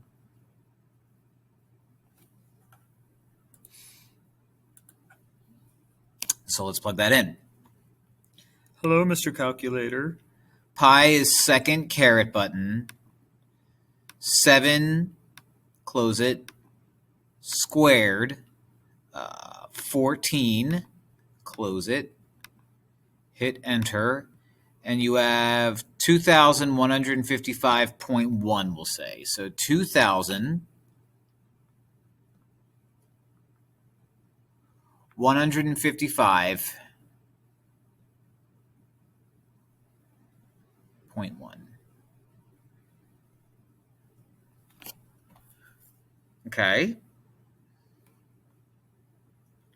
Now I have to find the volume of this rectangular prism. Let's see if I try this, if it works any better. I have a rectangular prism, so I'll turn that into RP. It does work better, actually. RP is length times width times height. Okay. So that is going to be, there's a length, there's a width, there's a height. So I'm going to do V equals, so that's just 15 times 15 times 15. That's 15 cubed. Oh, that makes sense. This is a cube after all. So back mouse. Let's go to this guy.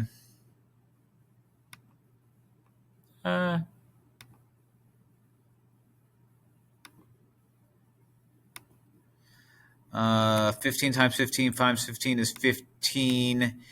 Cubed is math 3, or you can do to the third power. 3,375. So V equals 3,375. So I'm going to add those two numbers up. Okay, so I'm just going to hit the plus button, 2155.1, enter, and I get 5530.1, which is that. They probably used 3.14 where I used pi, so in the grand scheme of things, it doesn't make that much of a difference. I bet you my green's going to stay there when I scroll down.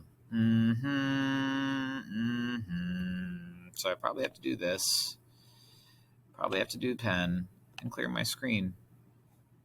All right, let's stick with this though. Okay, so this is a cone, and it's asking me to find the volume of a cone. So V equals 1/3 pi r squared h. That's the volume of a cone. Okay. So you're my R, obviously. You're my H, simple. V equals 1/3 pi 9 squared 18.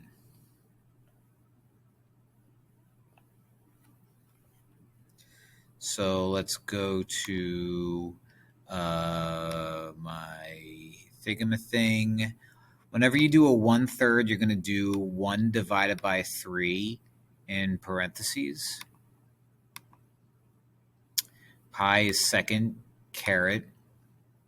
9 is 9. Squared is this button right here.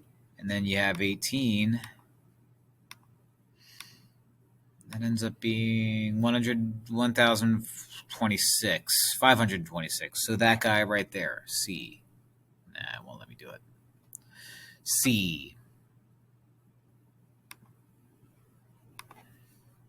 Which means yes. Yes, the answer is C. It's a cylinder.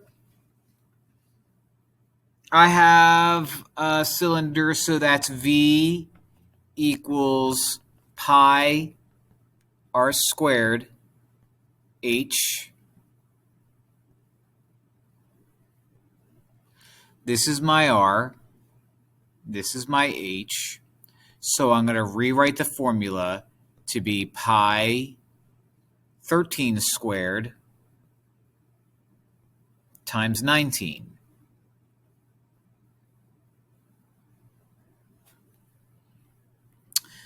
Hello, Mr. Calculator. Nice to see you again.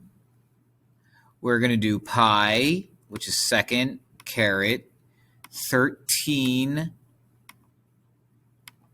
squared 19. Enter. We have ourselves 10,087, which is this one. Now, again, you're wondering, like, why is it not exact, though? Because I'm using pi, and they probably want you to use 3.14. So if I were to use 3.14 instead of pi, I'd get 3.14 times 13 squared, 19. And pi is just a teensy bit bigger than 3.14. So whenever I use pi, the answer is going to be a teeny bit bigger. And again, if we're talking money here, $10,000, if I add $5 more, or if I lose $5 when I have 10,000, it's not really the end of the world. Find the volume to the nearest tenth. All right. What do I have here? A cylinder yet again. But what I also have, look at the circular part on top, the circular base on top. I have a diameter of 10. I don't care about the diameter. I care about the radius, which is half of that, so half of 10 is 5. You're my height. You're my radius. So I'm going to rewrite the volume formula, replace r with 5. So I have 5 squared, and replace the height with 6. Go to my calculator. Second, pi 5. That's a 2. So I'm just going to go back, and I'm going to cover it up with a 5 squared times 6. 471.2, 471.2. The answer is D. Spectacular.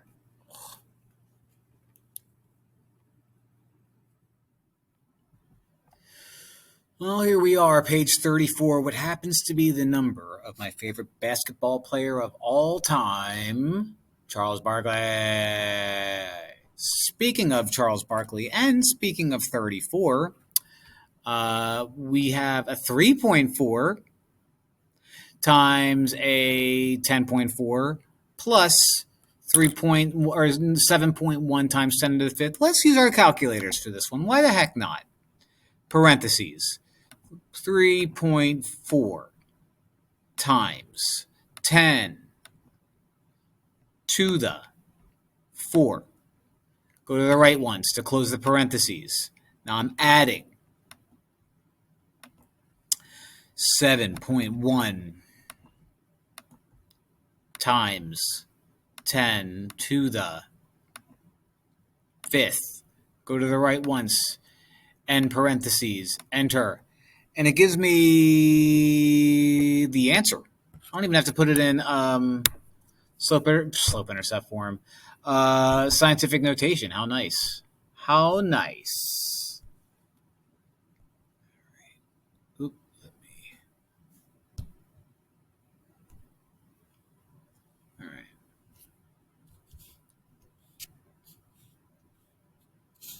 Use the graph or table to write a linear function that relates y to x. So we can do linreg, which we've done a bunch of times. I have an idea. I'm going to approach this one differently than I have any of them yet. Do linreg. By all means, do linreg. We've done linreg a bunch of times, but I'm going to approach this differently. We're writing a linear function which is in the form y equals mx plus b. If it's not in the form y equals mx plus b, then it's not linear. The m, when y is all by itself, the m, which is the number in front of x, stands for slope. Now, the long way of saying slope, and we usually call slope rise over run, but what it is it's the change in the y values, so I'll just put y's, over the change in the x values, x's. Okay, so what I'm going to do is I'm going to find the pattern of the y values, find the pattern of the x values, and figure out my slope that way. I could do slope formula if I want to. I could do many things to do this one problem, but this is just another way of doing it. So the change in the x values is going from -3 to 0 is +3, +3, +3. So the change in the x values is +3. The change in the y values is +9, +9, +9. So the change in the y values is +9. So the y values was +9, and the x values was +3, so it's going to be 9 divided by 3, which is 3.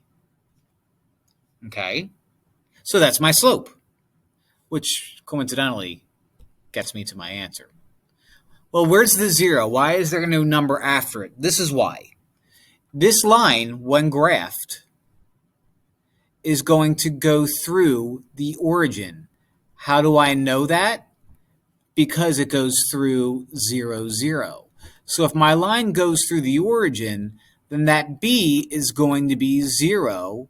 So it's going to be y equals 3x plus 0, or y equals 3x.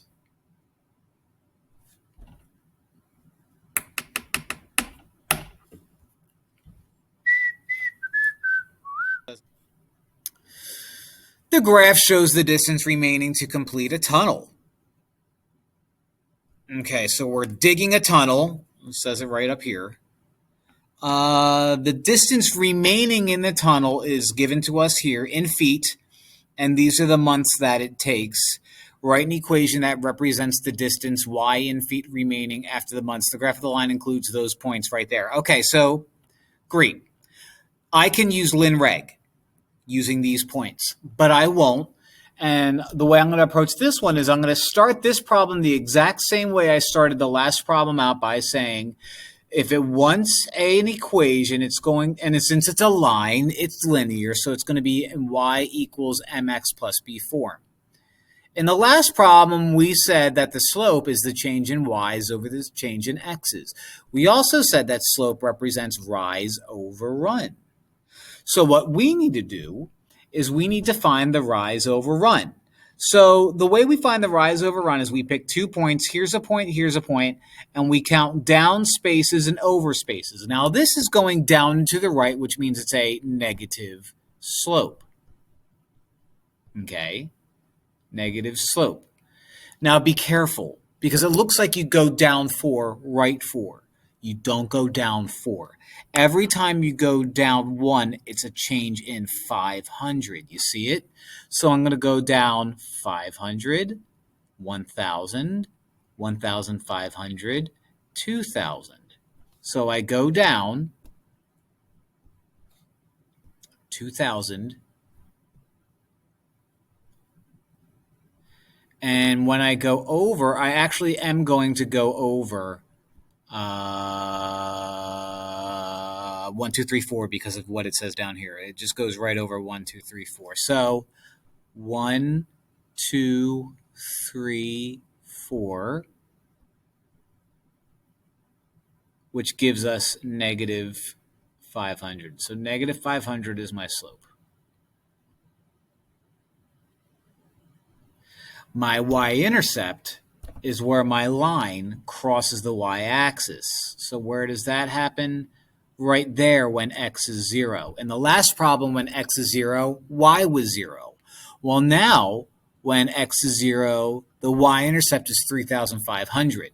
So my equation, when all is said and done, is going to be y equals mx plus b, but we're going to replace the m with negative 500, so y equals negative 500x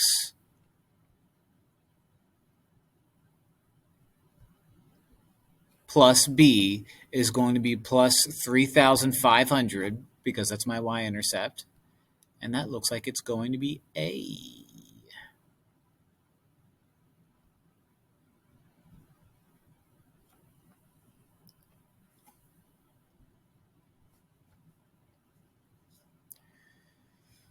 All right.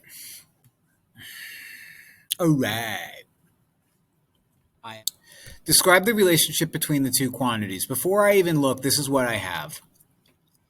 Okay, I have a rocket launch, I have speed, I have time. See how this is going up at a curve?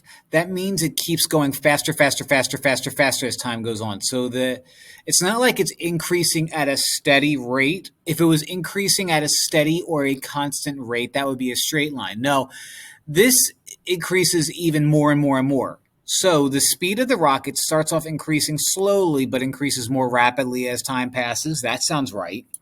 But let's check the others. The speed of the rocket decreases over time? No. The speed of the rocket increases quickly at first, then increases more slowly? No. The speed of the rocket increases rapidly at a constant rate? No. Constant rate would be a straight line. This starts off fast and then goes faster, faster, faster, faster, faster because it's a curved line and it's curved going up.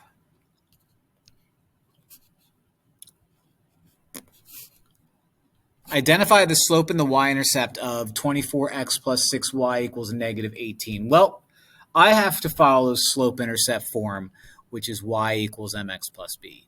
When y is all by itself, the number in front of x is my slope, and the number floating around is my y-intercept. Here's the problem. Is y all by itself over here? No, not even close. I have a lot to do. So I'm going to rewrite this guy slowly because my computer, as I've been doing this packet, my computer has been like laggier and laggier and laggier, which I'm not sure is a word. I think the word is Langolier. Stephen King novel. Okay. Is y all by itself? Here's why. No. In fact, it has a 6 attached, multiplied, and it has a 24x floating around. Always get rid of the guy that's floating around first, and you do that by getting rid of the whole thing, and you do that by subtracting it because this is plus 24x. So I'm going to minus 24x. I'm going to minus 24x from both sides. Minus 24x from both sides. I'm going to drop down the 6y and the equals. I have a negative 18 and I have a negative 24x. They don't combine because one has an x and the other one doesn't. I'm going to try to write them out so it looks like this. So I'm going to write out the negative 24x first. And then the minus 18. Is y all by itself now? No. I still have to divide everything by 6. Divide everything by 6. When you divide a number from both sides, you divide everything. Everything, everything, everything, everything, everything. That crosses out. Y equals negative 24 over 6 is negative 4. X comes along for the ride. Negative 18 over 6 is negative 3. Now, I have y all by itself.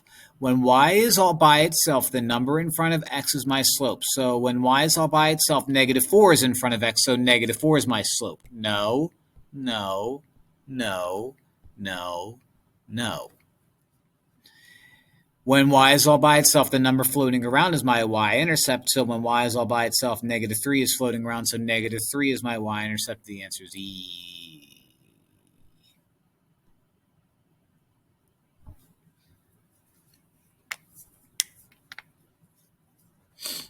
Okay. There are 1 times 10 to the 5th centimeters in a kilometer. How many centimeters are in 8.6 kilometers? Okay. Let's do it this way. You ready? I'm going to do 1.0, which is just 1, times 10 to the 5th. That is 1 kilometers. I want 8.6 kilometers. So I'm going to multiply this guy to 8.6.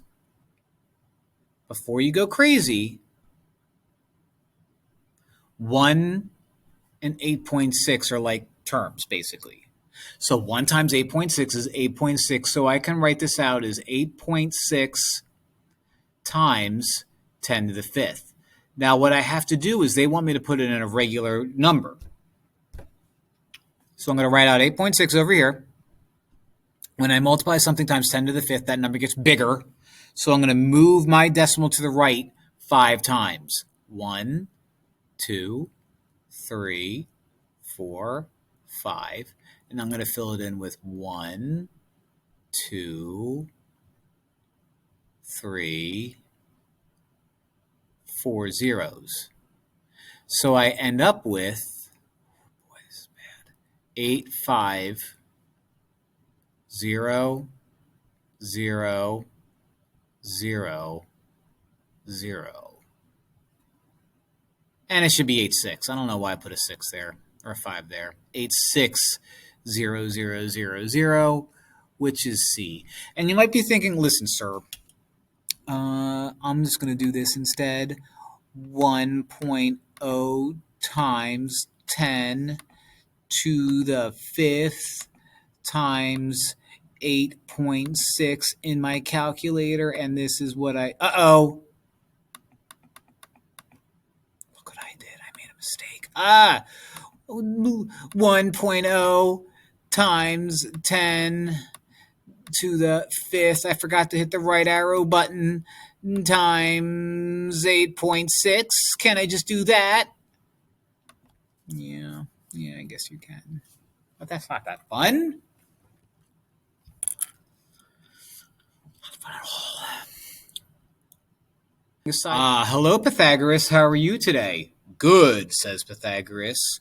I see I'm Pythagoras, and I see you have to find the missing side of a right triangle, says Pythagoras up in heaven. Yes, sir. Don't forget to write out the formula I invented. A squared plus b squared equals c squared. Thank you. Now remember, when you're finding the missing side of a right triangle, you always label the longest side C. And it doesn't matter which one you call A or B as long as the longest side is C. Now, B is already called B, so it would make sense to keep calling it B. Why change it? This gives me 3 squared plus b squared equals 5 squared. If you could do math, do the math, and 3 squared is 9. B squared is still b squared, and 5 squared is 25. Is b all by itself? No. What's in the way? Well, 9 is floating around, so let's get rid of that by subtracting 9 from both sides. So I'm going to subtract 9 from both sides, cross you out. b squared is equal to 16. Is b all by itself now? No, because the squared's in the way. How do I undo a squared? Square root, of course. Now, usually when I take the square root to solve an equation, I have to attach a plus or minus sign. But I'm not going to attach a plus or minus sign because you can't have negative distance. So I'm not going to be like, yeah, sure, that side over there is -4 and +4 inches long. Well, that doesn't make sense. So we're just going to say 4 inches long.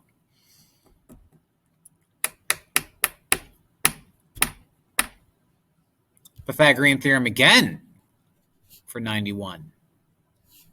Definitely going to need a calculator for this. A squared plus b squared equals c squared.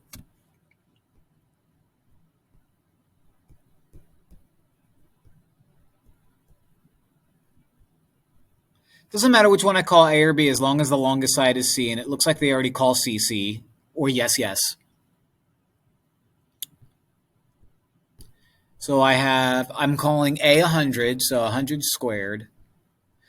B is 105, so plus 105 squared is going to equal C squared. Let's get out the calculator. Sorry, face. Moving you again.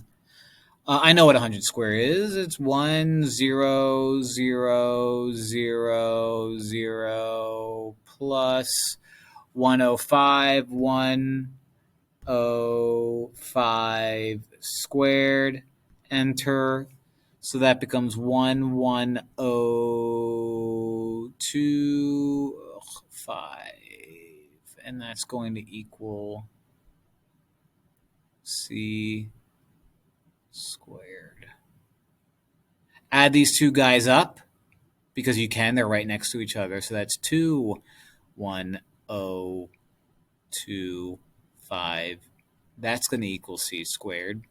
Is C all by itself? No. Squared is in the way, so I get rid of that squared by doing the opposite, which is square root.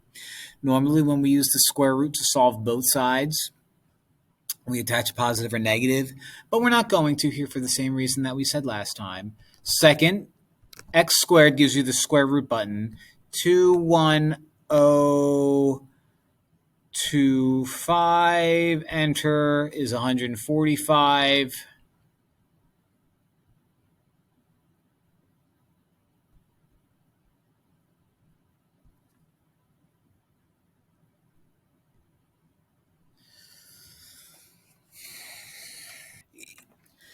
Now, looking at these problems, it doesn't look like it's Pythagorean theorem, but it's Pythagorean theorem. And this is why. And I don't remember if we did a problem like this before. Maybe we did, but I'm being asked to find out how long that length is. I can't just go like this and try to count it like this. I mean, that's just not going to work. It doesn't look right. It doesn't make sense. So I'm not going to try doing that.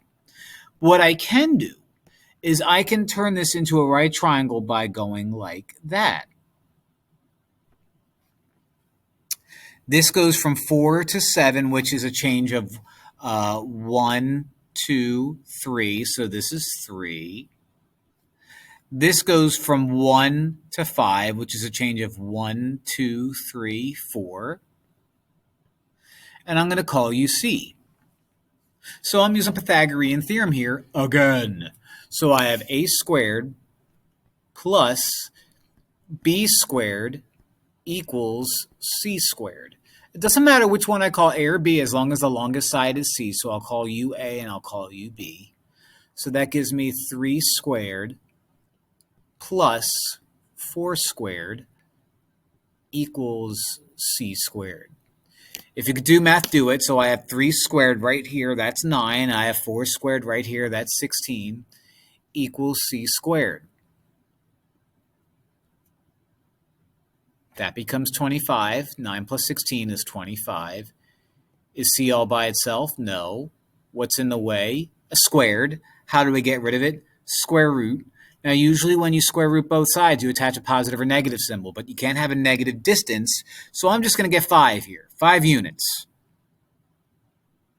And if you're thinking, didn't we on the last page have a triangle that was like 3, 4, and 5? Yep, that is called a 3, 4, 5 triangle. It's special. So if you have 3 and 4 and you need to find the longest side, it's automatically going to be 5. Something you learn in geometry, 3, 4, 5 triangles. We have the same type of problem, but not near as friendly. Okay? Not near as friendly. I'm going to turn this into a triangle by going this way. It doesn't matter which way you make your right triangle, because either way, I'm going to learn that this side is 5, 1, 2, 3, 4, 5 units up. And then it's going to be 1, 2, 3, 4, 5 units over. A squared plus b squared is going to equal c squared. Doesn't matter which one I call a or b as long as the longest side is c. So I have 5 squared. I have 5 squared again. And that equals c squared. 5 squared is 25. 5 squared is 25. That equals c squared. Add those numbers. Is c all by itself? Nope, because squared's in the way. How do you undo a square? Square root. Usually when I square root both sides, I take a positive or negative, but I don't here because it's going to be distance, and you can't have negative distance. I don't know what the square root of 50 is, and I could pull up my calculator, but I won't.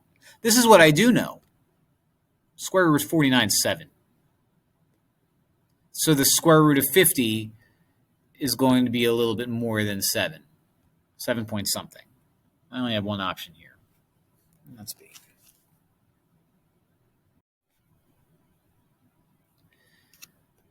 Solve the equation. They don't get much easier than this. Is D all by itself? No. 20 is in the way. So I have D plus 20 equals 64. Nintendo 64. Is D all by itself? No. Plus 20 is the only thing in the way, and if plus 20 is floating around, so let's just subtract it out. Minus 20, and that gives me 44. Pretty easy. Just a one-stepper. The next one, not so much. And it's asking for the slope here. So if I wanted to, I can do ln reg. But why don't we use the slope formula? I don't think I've used the slope formula yet today, or in this whole packet. I know I haven't yet today because I'm wearing a blue shirt. Go Sixers. But I'm going to use the slope formula. So how do you use the slope formula? I'm going to turn two of these things into 2 points. So I have 1260 is 1 point, and then another point is going to be 16. Oh my gosh, that looks terrible. 1680. The year I was born. So the slope formula looks like this. You take your points and you label one of your points x sub 1, y sub 1, x sub 2, y sub 2. Now you write out your slope formula. Your slope formula is m equals y sub 2 minus y sub 1 over x sub 2 minus x sub 1. Y sub 2 is 80 minus y sub 1, which is 60, all over x sub 2, which is 16, minus x sub 1, which is 12. 80 minus 60 is 20. 16 minus 12 is 4. And 20 over 4 is 5. So what this is we've got, this is actually minutes per mile. 5 minutes per mile. I don't know why they put it that way, but that's what this is. 5 minutes per mile. It's a Bazinga. Remember that guy? Sheldon. Here I am wearing a shirt and a tie, and I'm in a stairwell. So we've got like 8 more pages, 9 more pages. I don't remember the exact number. I don't even know how many hours in we're in on this thing. Probably about 3. But we're still going strong. And this is a one problemer. And this is going to be easy. Find the y-intercept on a line. Let's understand what a y-intercept is. This is a graph, right? And if I were to draw a line, and that line were to go through this axis right here, that axis is called the y-axis. Now this axis will always have, or this point right here will always have the point 0 something. We may not know what that something is, but the y-axis always, or the y-intercept rather, always has a point that starts with the x value of 0. So when this says find the y-intercept of a line, well, when the x value is 0, the y value is your y-intercept. Simple. When the x value is 0, the y value is your y-intercept. And that's it for that page. Identify the mapping diagram that represents the relation and determine whether the relation is a function. All right, so all the x values are going to be in the left bubble. So -3, -1, 5, and 8 are in the left bubble, which eliminates u and eliminates u. They all go to -6. So both of these are the right picture, but we have to understand that do we have a function or not a function? Remember, if your bubble, and that's supposed to be a bubble, looks great, looks great. Oh my gosh, it looks great. Yeah, there's a bubble. If it looks like that, where it's like one number splitting off into 2, that is not a function. Does that happen here in these two pictures? No. Each number goes to a -6. I don't care if each number goes to 1,050 times. As long as your x value doesn't split off into 2, we're okay. So this is a function. So it's not going to be a. This is a function because each x value goes to exactly one y value. So b is a function, again, because each x value goes to one y value. You don't see an x value splitting up. B is my answer. Looks like peas in a pod. Between which two integers does -square root of 41 lie? Well, let's pretend the negative's not even there. I don't know what the square root of 41 is. No clue. Some ugly number.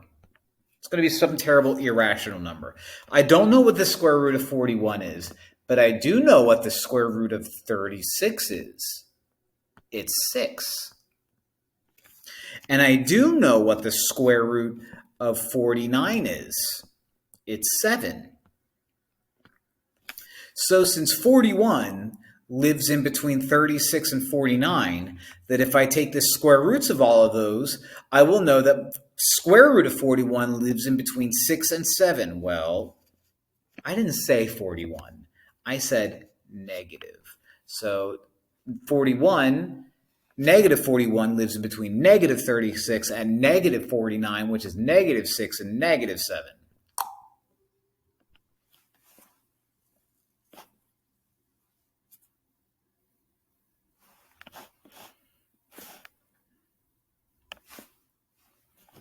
Self. Identify the slope and y-intercept of y equals stuff. Well, when y is all by itself, the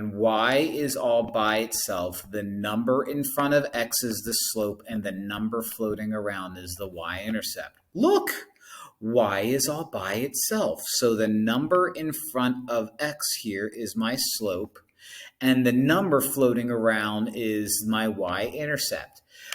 Positive b is -5. So my y-intercept is not 5. It's -5. My slope is 1/3. So not -5, not 1, not 1, not 3. My slope is 1/3. And my y-intercept is -5. Looks like E is the only option that has 1/3 for a slope and -5 for a y-intercept. I'm elated that we got that correct. Slope is rise over run. My graph looks normal. This is a positive slope because it's going up and to the right. I'm going to go up 1, 2. I'm going to go over 1. So my slope is up 2 over 1, which is just 2. And it's positive, so it's positive 2.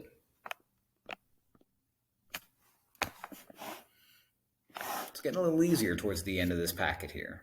Thank goodness. Papaya.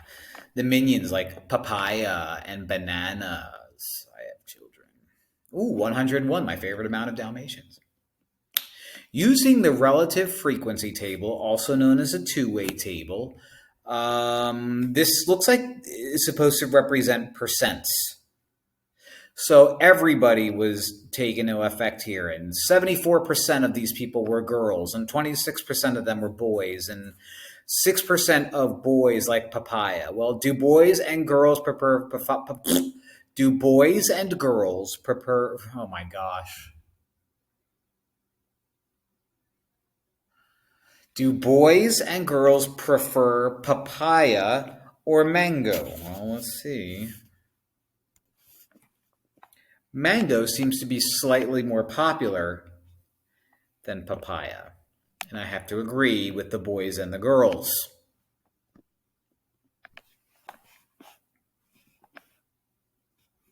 .52 is bigger than 0.48. 52% of the people like mango.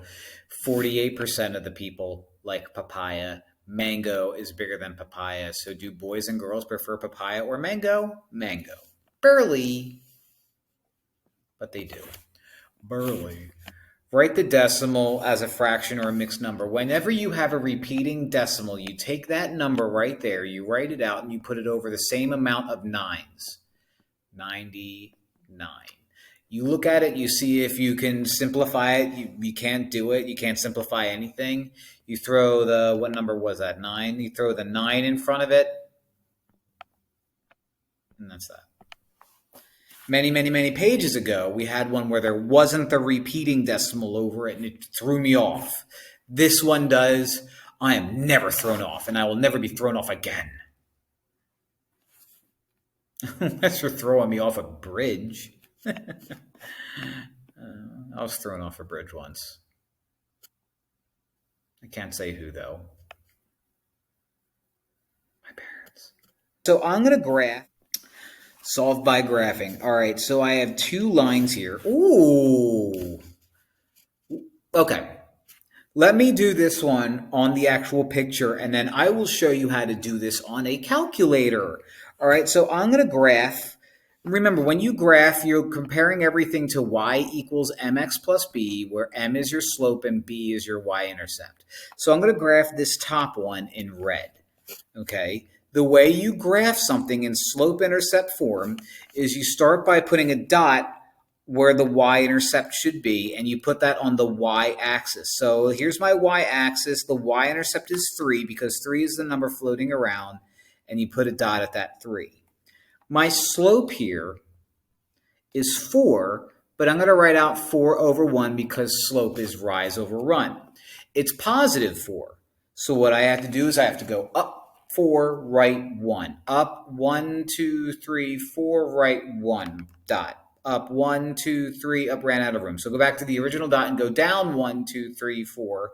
Left 1, put a dot. Down 1, 2, 3, 4, left 1, put a dot. Down 1, 2, 3, 4, left 1, put a dot. And I'm going to do my best to draw a straight line. That's not that good. We'll see if it becomes an issue. This is going to be weird. Y equals 3. Well, that means y equals, and I wanted to make it blue. Y equals 3 means if I wanted to rewrite this out and put an x there, it would be y equals 0x plus 3. A few pages ago, so I'm going to put my dot on the y-axis where the 3 would be. Boop. And then my slope is 0. Remember I sang a song? Up and down is undefined, and left and right is 0. So since my slope is 0, I'm just going to go left to right. Now that picture makes it appear that these two lines cross right there, which is the point 0, 3. It's a no solution if they're parallel. It's infinitely many solutions if they're the same line. Now, what I said before is let's do this on our calculator. My picture's terrible. It's not good. So what if I look at my picture and I'm like, I don't know, I don't really trust it. Well, this is what you would do. Solve by graphing, you have y equals 4x plus 3. I'm going to go to the y equals button and I'm going to take turns graphing each one. So I have 4x plus 3 and I'm going to type out 4. My X button is right here, so I'm going to hit X plus 3. Now I'm going to go to my second Y value. I'm going to go down, and I just have Y equals 3. Simple. Let's go to graph. Okay, same exact picture as this. I just got my red and blues backwards. Now, I need to figure out where those two lines intersect, and I'm not sure. How can I be sure to make sure that that's 0, 3? I'm going to go to second, calc. I'm going to go to intersect, which is 5. So I'll just hit the 5 button. For first curve, you always hit enter. For second curve, you always hit enter. For guess, you always hit enter. And it's going to tell me that the intersection is 0, 3. The intersection is 0, 3, which means the point 0, 3. I have a video about how to do that on your calculator. Search it up. It's called Solving Systems of Equations by Graphing, and I believe Peyton Manning teaches that. Oh, Peyton Manning. Wonderful. All right, we're at 47. We're almost done. Rotate 270 degrees counterclockwise about the origin. Now, I'm doing a multiple choice test here, so I'm going to go the multiple choice route. Okay, 270 degrees. What I'm supposed to do is I'm supposed to take my paper, if this was a paper, and move it and turn my paper around. Well, I can't do that. What I do know is 270 is 3 turns. And I'm going counterclockwise, which goes like that. So I'm going to go 1 turn, 2 turns, 3 turns. That happens to be quadrant 2. All the points in quadrant 2 are negative, positive. So let's see if that'll help us. Since this guy fit entirely in quadrant 3, when I rotate this, it's going to fit somewhere up here in quadrant 2. So all 4 points are going to be negative something, positive something. So look, all 4 points are going to be negative something, positive something. Look at B. B is positive, so it can't be B. Look at C. B prime is positive, positive again. It can't be C. Look at D. It's 5, negative 4, which is positive, negative. We want all the ones that are negative, positive, so that's A. Kind of a cheap way of doing it. But again, if you're dying to know, well, how do we really do this? I have like 5 or 6 rotating videos on my YouTube. Like and subscribe and see them. Don't forget to hit that bell. So I have dilate with a scale factor of 1/3. What that means is I have to take every point and multiply it by 1/3. So first off, what I have to do is figure out what those points are. So I have, what do I have? I have D on the bottom, E on the top, and F. So I have regular D, I have regular E, and I have regular F. Regular D is found by going right 6, up 3. So D is 6, 3. Regular E is found by going right 6, up to 11. So 6, 11. And regular F is found by going right 11 up to 3.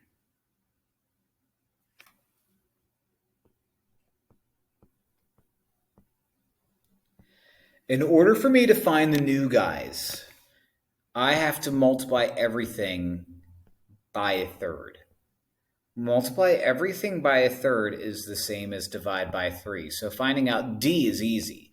6 times a third is 2. 3 times a third is 1. E prime. 6 times a third is 2. 11 times a third is 11 thirds. F prime. 11 times a third is 11 thirds. And 3 times a third is 1. So I need 2, 1 for D. So D needs to be 2, 1. So not you, not you, and not you. E prime has to be 2 11 thirds. Yup. And F prime has to be 11 thirds 1. Yup. B.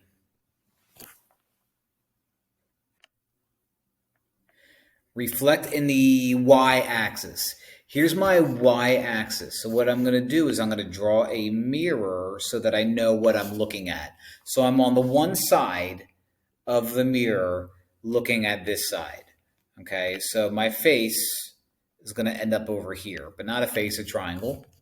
So let's take a look at it point by point. This is V. Here's my mirror. V is 1, 2, 3 spaces away from my mirror. So 1, 2, 3 spaces to the left of it is V prime. I think that's a Y. And Y is on the mirror, which means Y prime is also going to be on the mirror. Here's X. It's 1, 2, 3, 4, 5, 6 units away. So X prime is going to be at -5, 6 dots away. And W is 5 spaces away. 1, 2, 3, 4, 5 spaces away. W prime. And when I draw this picture, you can see the, oh no. Ow. When you draw this picture, you can see the reflection. Y prime was 0, -4. So let's see if we can cancel anything out. I can cancel U out. I can cancel U out. V prime was -3, -1. So let's see if we can cancel. So A is already gone and C is already gone. V prime was -3, -1. So I can get rid of U. And I'm at my answer. W was -5, -1. Yup. And X prime was -6, -5. Yup. Yup. That's a reflection. Plenty of those videos too. Solve the system of equations using substitution. Okay, that's not bad. I can do that. This is what substitution looks like. Substitution, if I have both of them solved equal for y, means I'll circle u. Y is 4x plus 8 up there, but you know what else? Y is 3x plus 3 down there. So if y is 4x plus 8 and y is 3x plus 3, then 4x plus 8 is the same as 3x plus 3. And now this is a solve an equation with variables on the left and the right. Always get rid of the smaller one. So I'm going to subtract 3x from both sides. 4x's minus 3x's is an x. So I have x plus 8 equals 3. Is x all by itself? No. What's in the way? Positive 8. So I'm going to subtract 8, and x is going to be -5. Am I done? No. Because what I need to do is find y. I need to find an x value and a y value. So I'm going to take any of these equations up here, any of them, and replace the x with -5. So I'm going to take the top equation because I need to find y, and if it says y equals, then that'll help me find y. So I have 4 times -3 plus 8 because I'm replacing this x with -3. What's that? Could you have used the bottom equation? Sure. Does it matter? No. I have y equals 4x plus 8, so y equals 4 times -5 plus 8.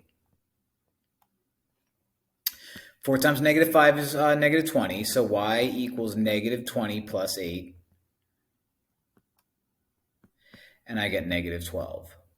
So when x is negative 5,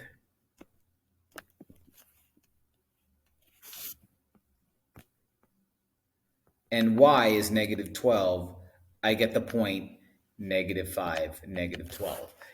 When they're both y equals, using your calculator to check is very easy, and we did it a few pages ago. I'm just going to use my calculator to check. I went to y equals, and I cleared out everything. I'm going to put in my first one 4x plus 8. This is me just checking, by the way. All I'm doing is checking my work because when they're both y equals, it's very easy to check on a calculator. I'm going to go down and type out 3x plus 3. Go to graph. There they are. I'm going to go to second, calc, intersect, enter, enter, enter, and it says negative 5, negative 12. When they're both y equals, I can easily do it in my calculator. And again, that comes from a video that I have about solving systems of equations using graphing. Like and subscribe. Look, see how that arrow is gray? That means this is the last page. Use the slope formula to find the slope of the lines that go through the points 7, negative 6, and 8, negative 3. And by the way, okay. What they want, they don't even want you to do the whole thing. They want you to just plug it in and show us what it looks like. So I'm going to call you x sub 1. I'm going to call you y sub 1. I'm going to call you x sub 2. And I'm going to call you y sub 2. So here's my formula. They already wrote it out for me. Y sub 2 is 3 minus y sub 1 is negative 6 over x sub 2, which is 8, minus x sub 1, which is negative 7, or regular 7, and it's b. All right. The height of a cylinder is 12 millimeters. The volume of the cylinder is that number, cubic millimeters. What is the radius of the cylinder? And it wants us to use 3.14 for pi. So we will. We could use that fraction, but man. So it's a cylinder. The volume of a cylinder is pi r squared h. So I'm going to plug in what I know. The volume is 12,208.32, so 12,208.32. That equals pi times r. Well, I don't know r because it says what is the radius. So r squared h, which is 12. Here's the thing. When you're doing these problems that say, find the volume, you can always multiply two numbers or maybe even three numbers on the right. So they want us to use 3.14 instead of the pi button. So I'm going to multiply pi, which is 3.14 times 12.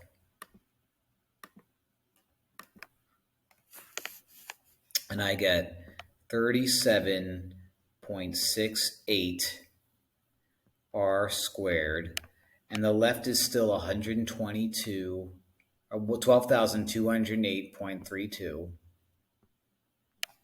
Is r by itself? No. I have a 37.68 multiplied to it, so let's divide both sides by 37.68. Let's divide both sides by 37.68. So 12,208.32 divided by 37.68 equals exactly 324. So let me scroll down. Exactly 324. That equals r squared. Is r all by itself? No, squared's in the way. How do you undo a square? You square root. Now, usually when you square root both sides, you attach a positive or negative symbol. Well, you don't attach a positive or negative symbol when you're finding the length. So all I'm going to do is just say square root of 324 gives me 18. The radius is 18. The radius is 18 millimeters.